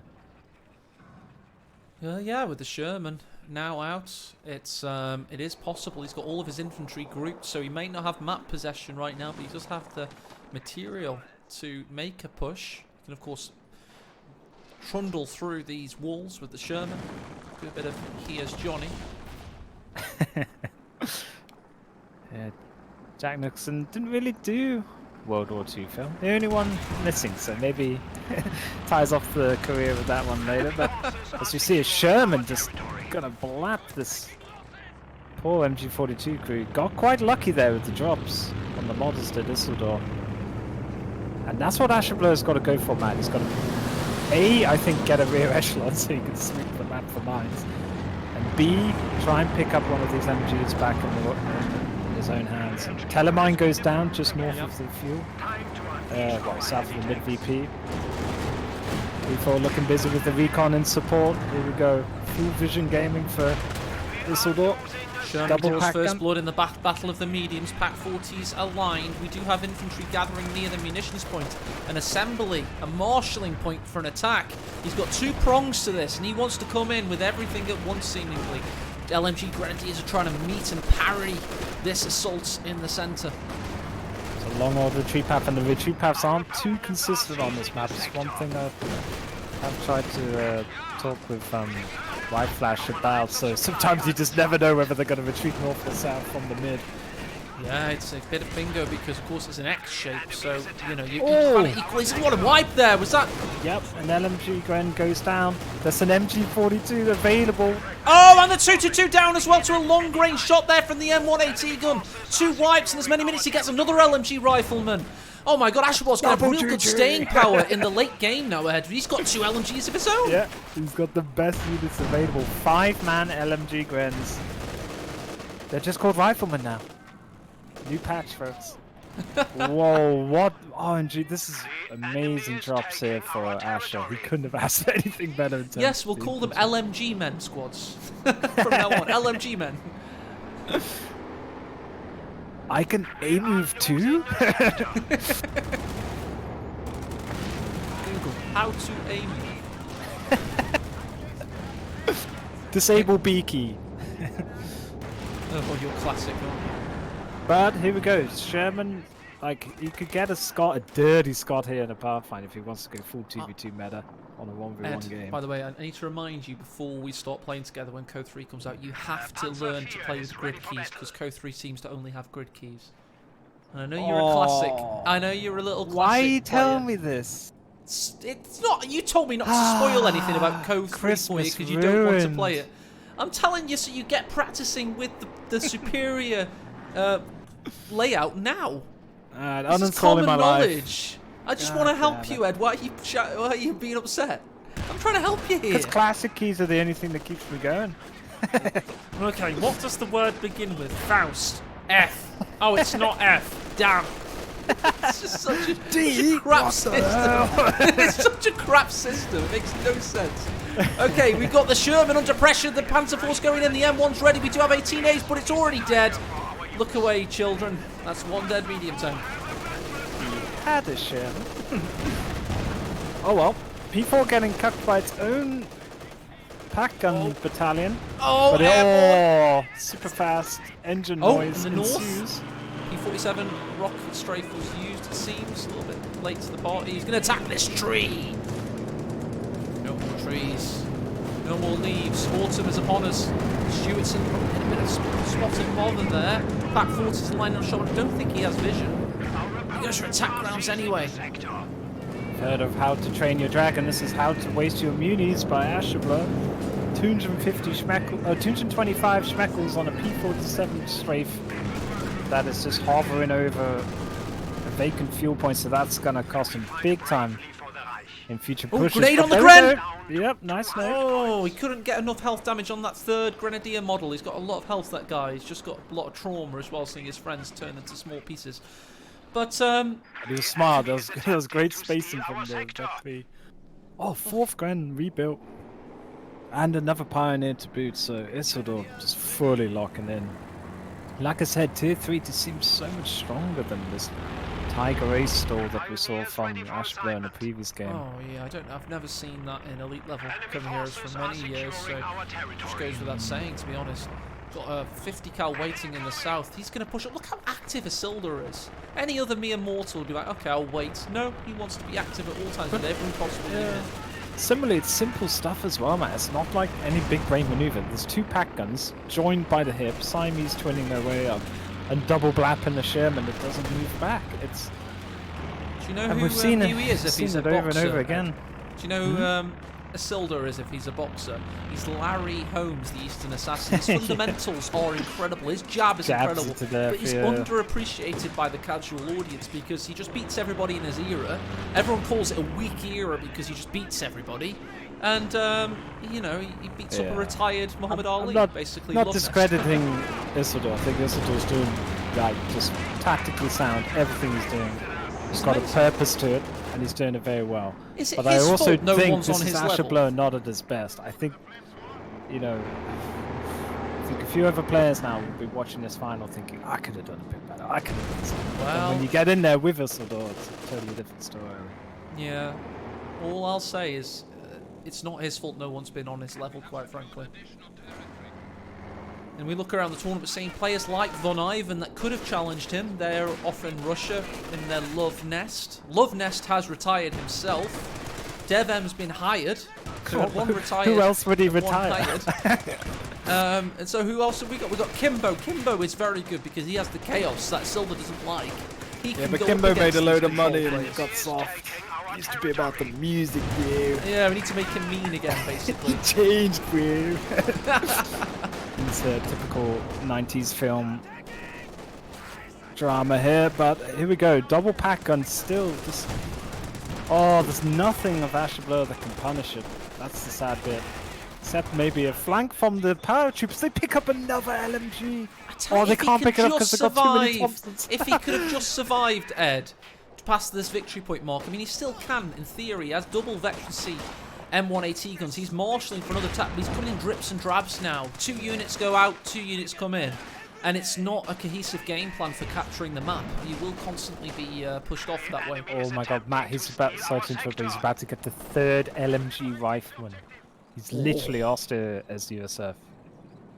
I think aecohmatt was never motivated by money, GG Phantom. He was only motivated by love of the game and mastering it, and I think he just lost the willingness to go on. It takes a lot of work to get that good at a game, and he was very people good have at this real game. life, you know. He's got a job that basically didn't help him be able to play on any of the weekends, so that kind of marked him out of a lot of tourneys as well.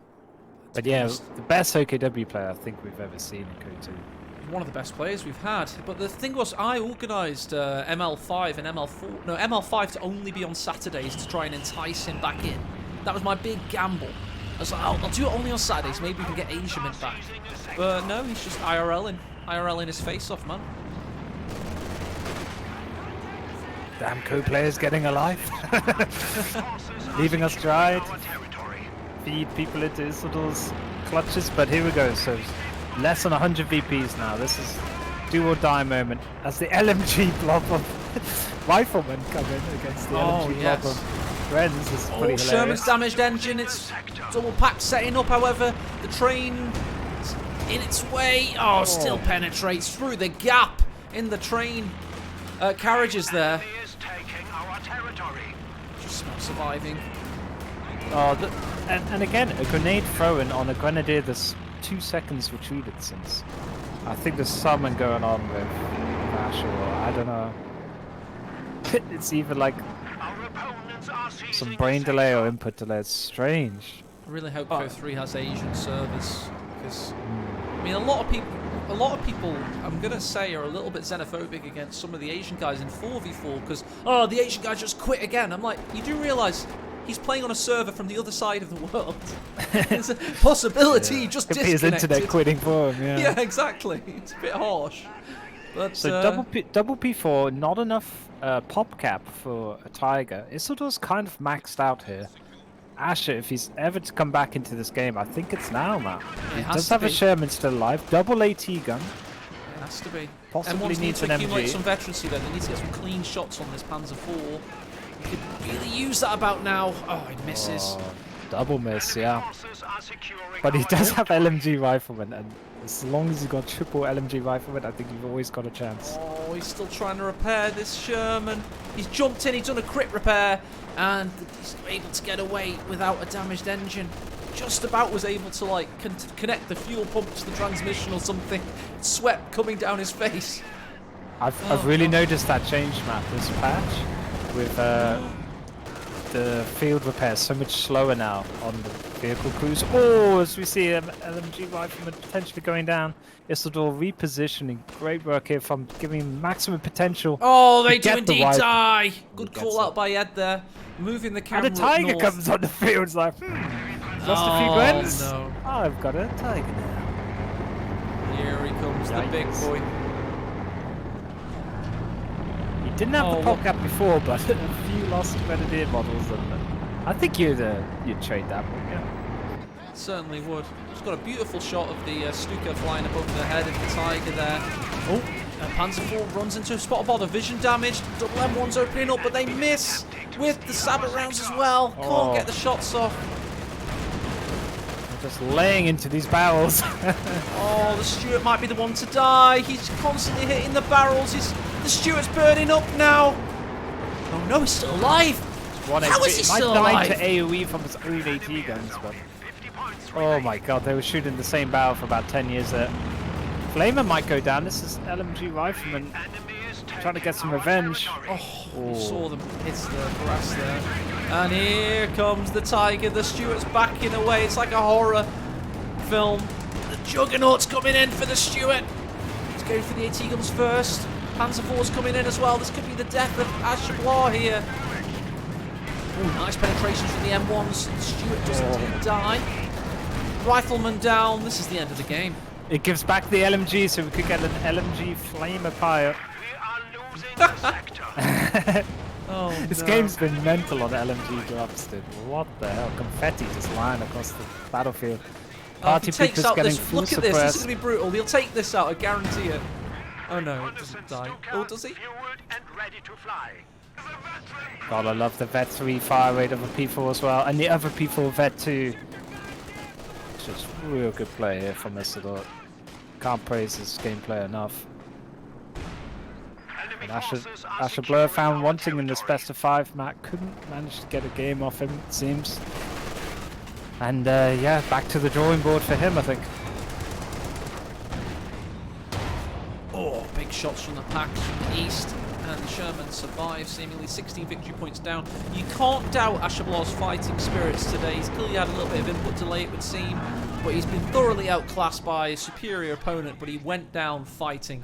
And that's what we want to see from our tournament players. He gave it his all. He came up with some new ideas today with the double M5 rush in game 1. And airborne in this game. It's been a decent assault, but unfortunately couldn't quite make it happen. Big thanks to Rachel for putting up $200 for her own tournament, designing all these maps and bringing out the good old Commander Terminator. Because we've seen some great strategic matchups in this event. Don't let this finals fool you. This has been a very successful and enjoyable affair. Big thanks to Ed for casting as well, and for all of you watching. And congratulations to Isildur, our king, for yet another stunning victory.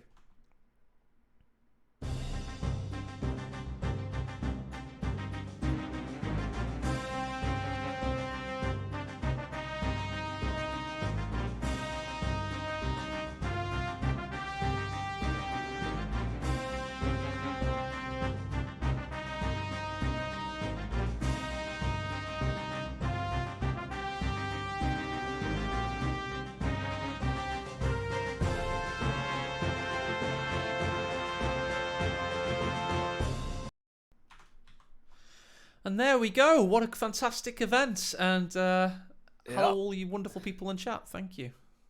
Yeah, thank you everyone for joining in. Just wanted to say well played again to Isildur. Like, I don't know, I think we should just do a pre-recording, Matt. We can save ourselves a lot of voice and effort.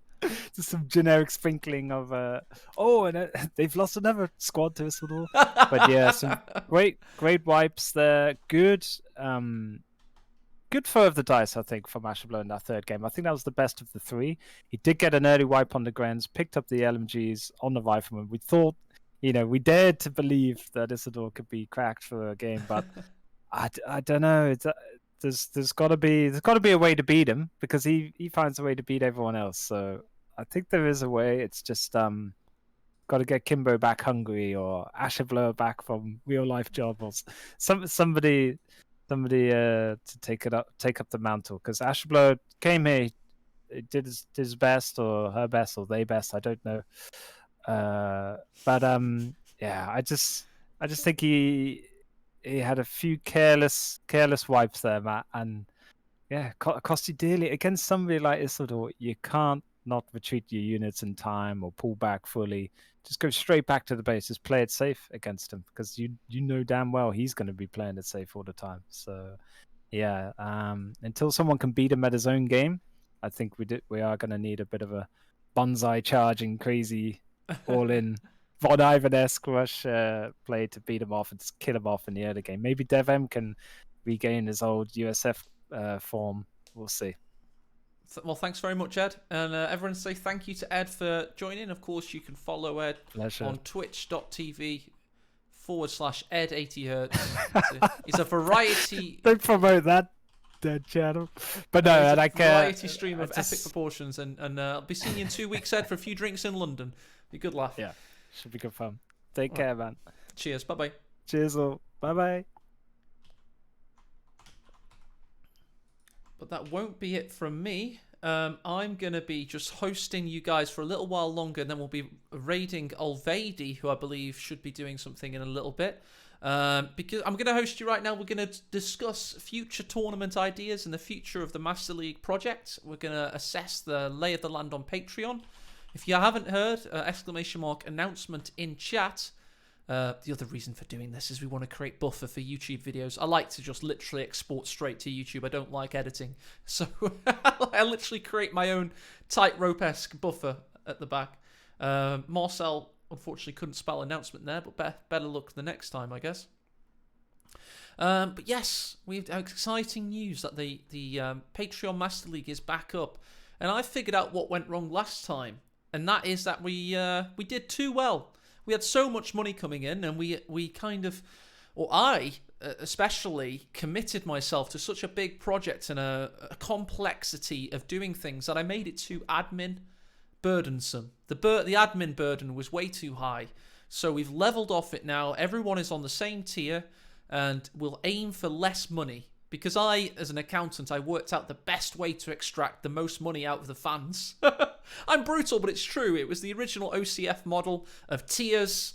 And the guys, because life works differently, you have professionals with a lot of money. You've got like middle class kind of semi-professionals with a bit of money. And then you've got the working class with a little bit of money.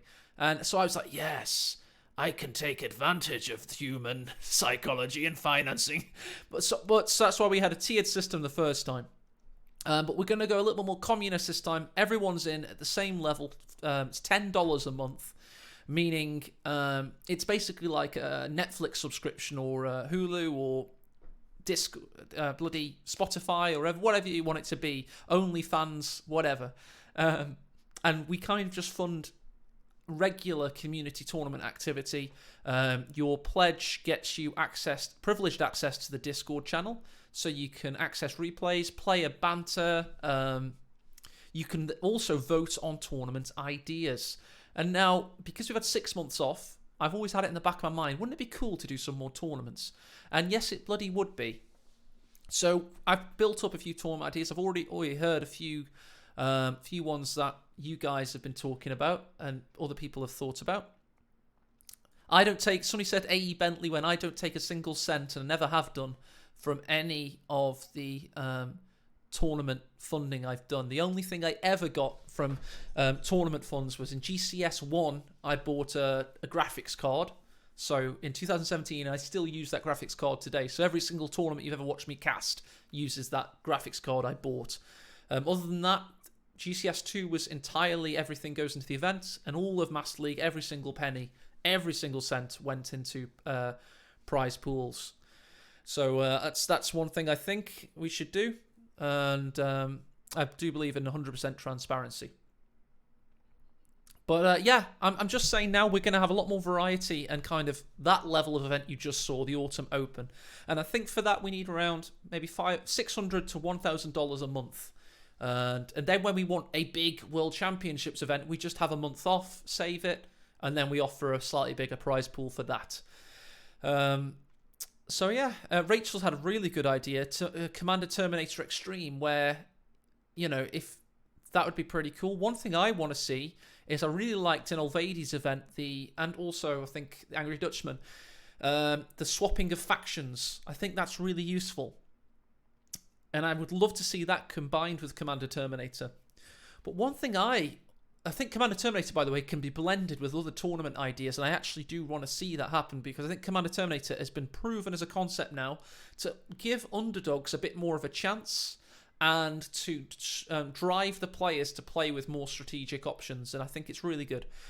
But one idea I'm really thinking of trying is Allies versus Axis, and you laugh, but what I mean by that is the players sign up as Allies or as Axis. And that means that they can only play as those two, as that side.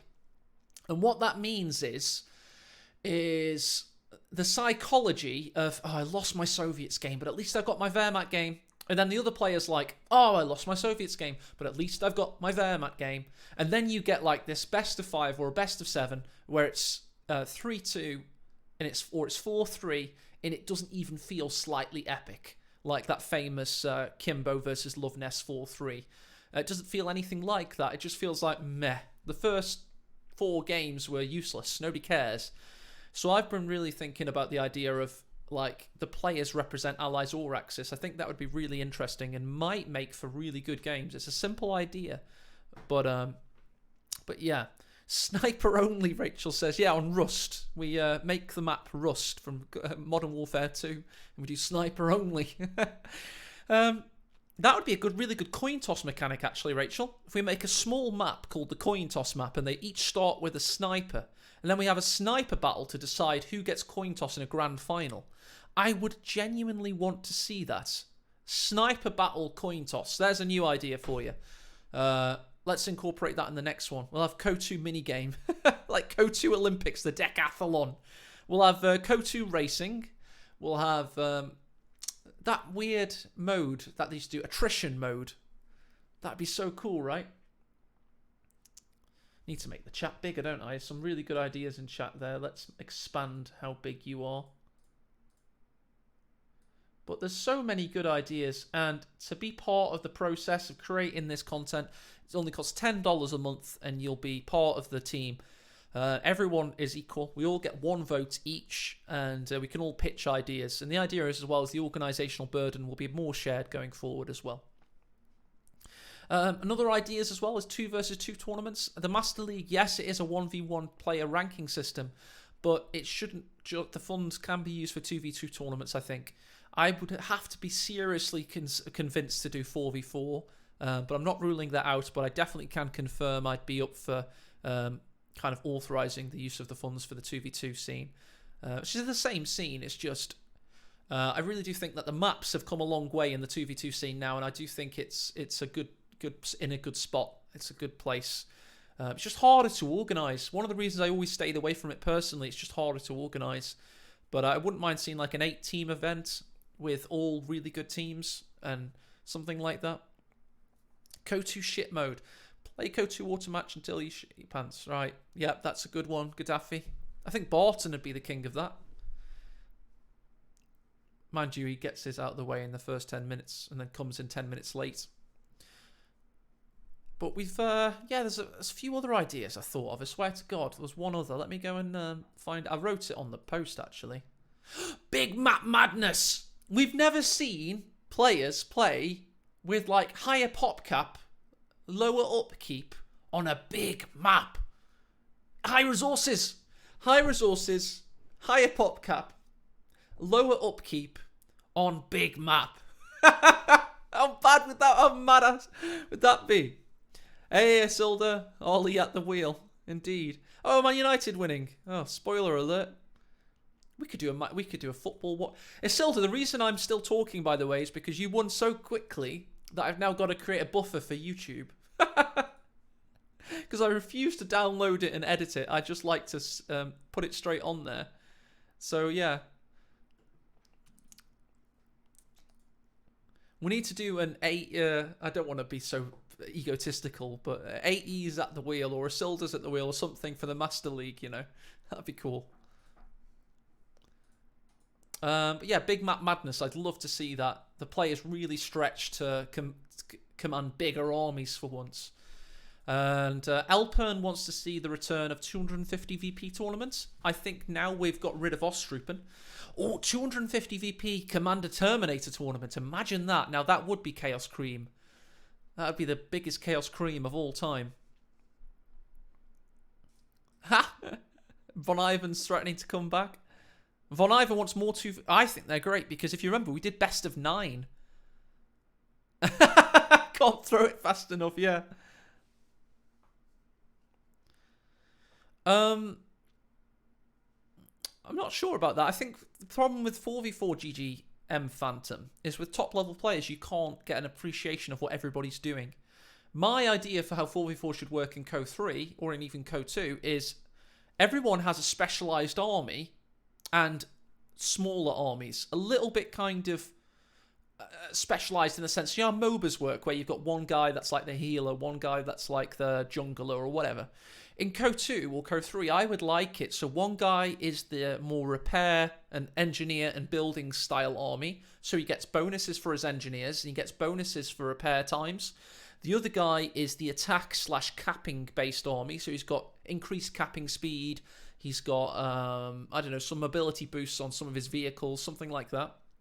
You've got another that is the defensive and support weapon based army, so maybe, I don't know, support weapon cost is lower or something like that. And then you pick your class at the start, and you have to have one of each, and that's how 4v4 would work. How badass would that be? Because I think the problem with team games and Company of Heroes is it's glorified 1v1 at times. Not when you see, for example, Stern Panther's team play 4v4, I'll admit. That is cool. But every fucker else is just playing it like 1v1s on their side of the map. And it's just like, you just think whilst you're watching it, this is just a 1v1 but with more artillery. People might not be...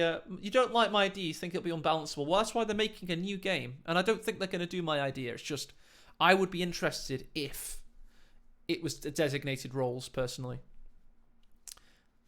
Give Tawny, whoever wins, wins. Thank you, Kimbo.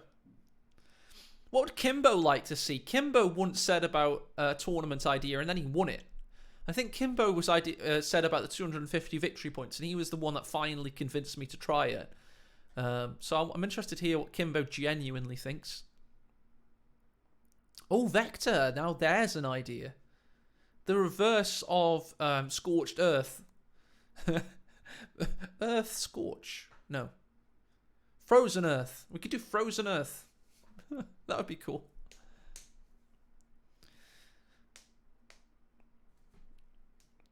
Kimbo versus everyone. Yeah, exactly. Oh, gosh. Young Polish boy versus 10.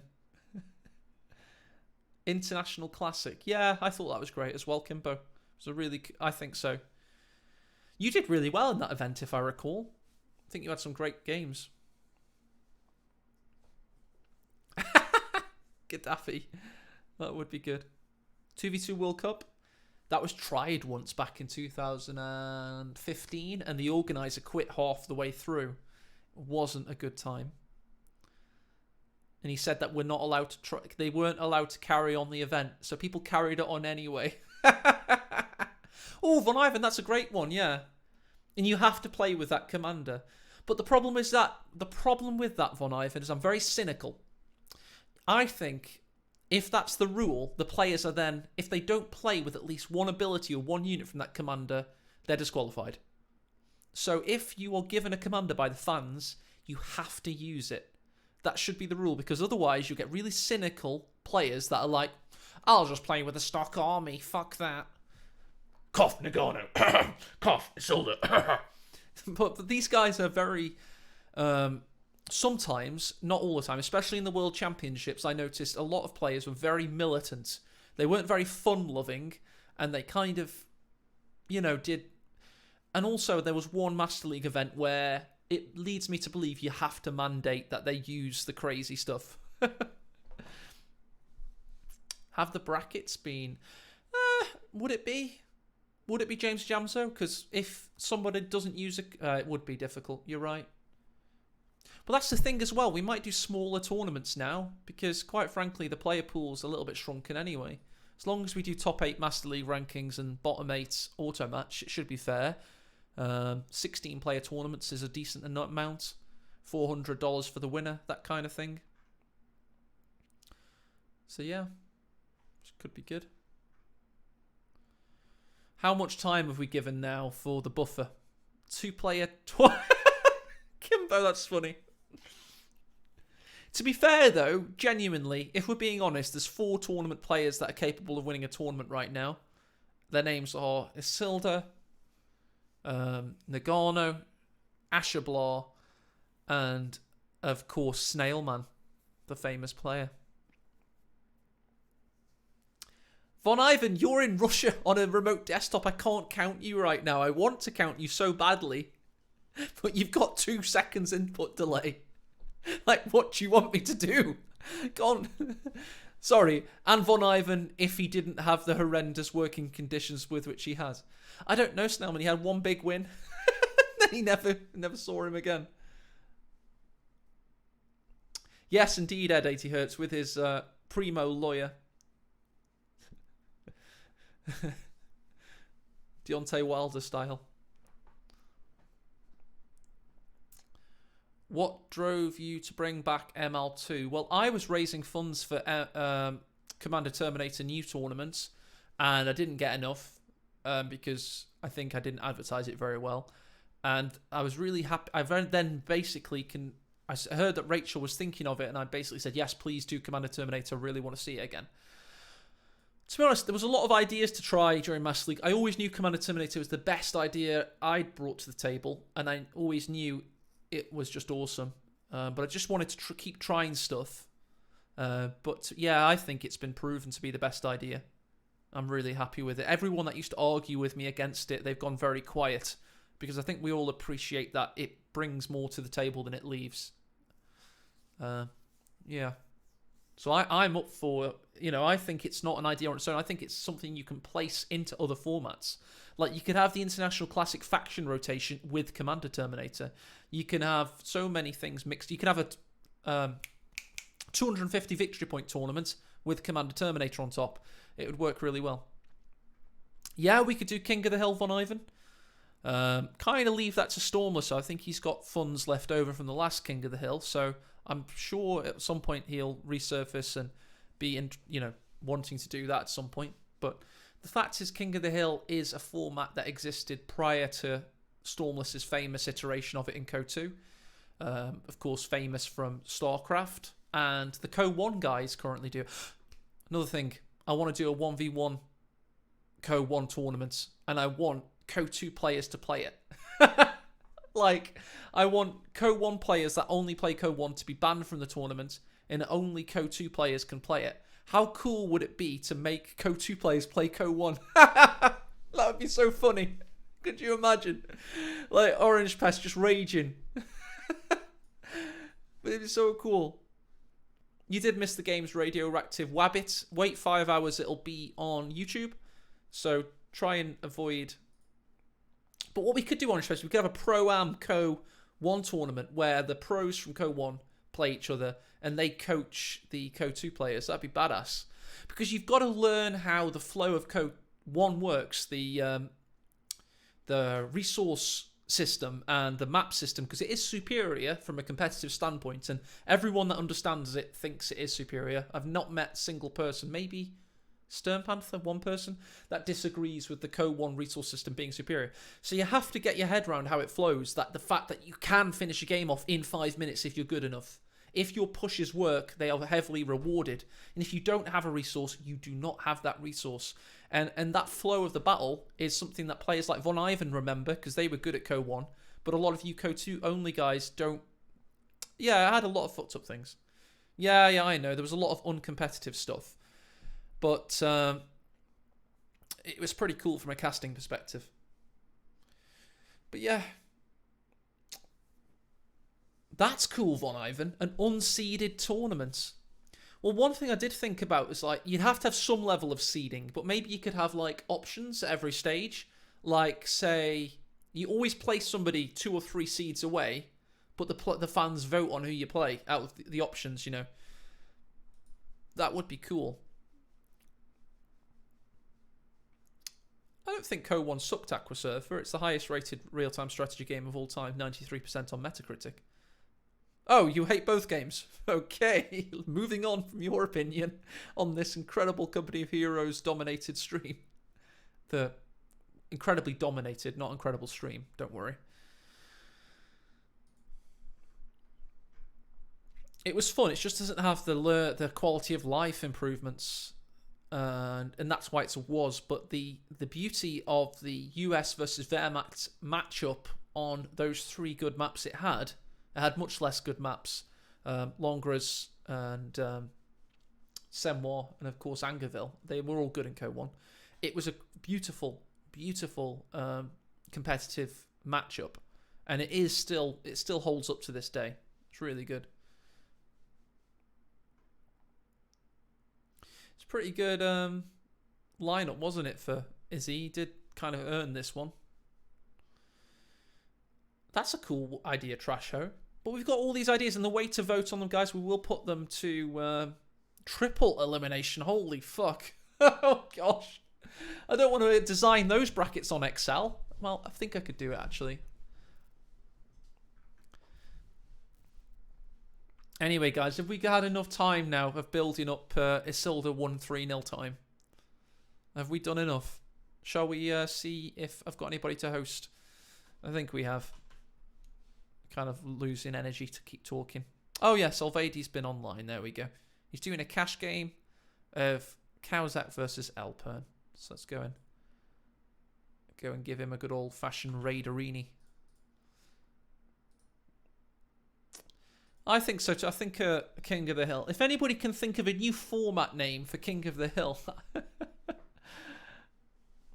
I don't know. Well, Alpern. Yeah, I don't know. Alpern's a good name. Kawzak's a bit of a troll, though. He trolled the crap out of me the other day. Kept saying I had echo on my stream when I didn't. King of the Hill 41. King of the Mound. King of the Mountain. Game of Thrones. Oh god, that could end in tears, Almond. Alright guys, we're raiding on over. Thank you for watching today. It's been enjoyable as always. And if you're... hopefully we have many great tournaments in the future to look forward to as we ramp up to CoH2 in the next couple of years. Let's go and watch Alpern versus Kawzak. Cheers. Raiding on out in 10 seconds. 8 seconds. 5, 4, 3, 2, 1. Over now. The nostalgia is taking over, so it will be always my favorite thingy.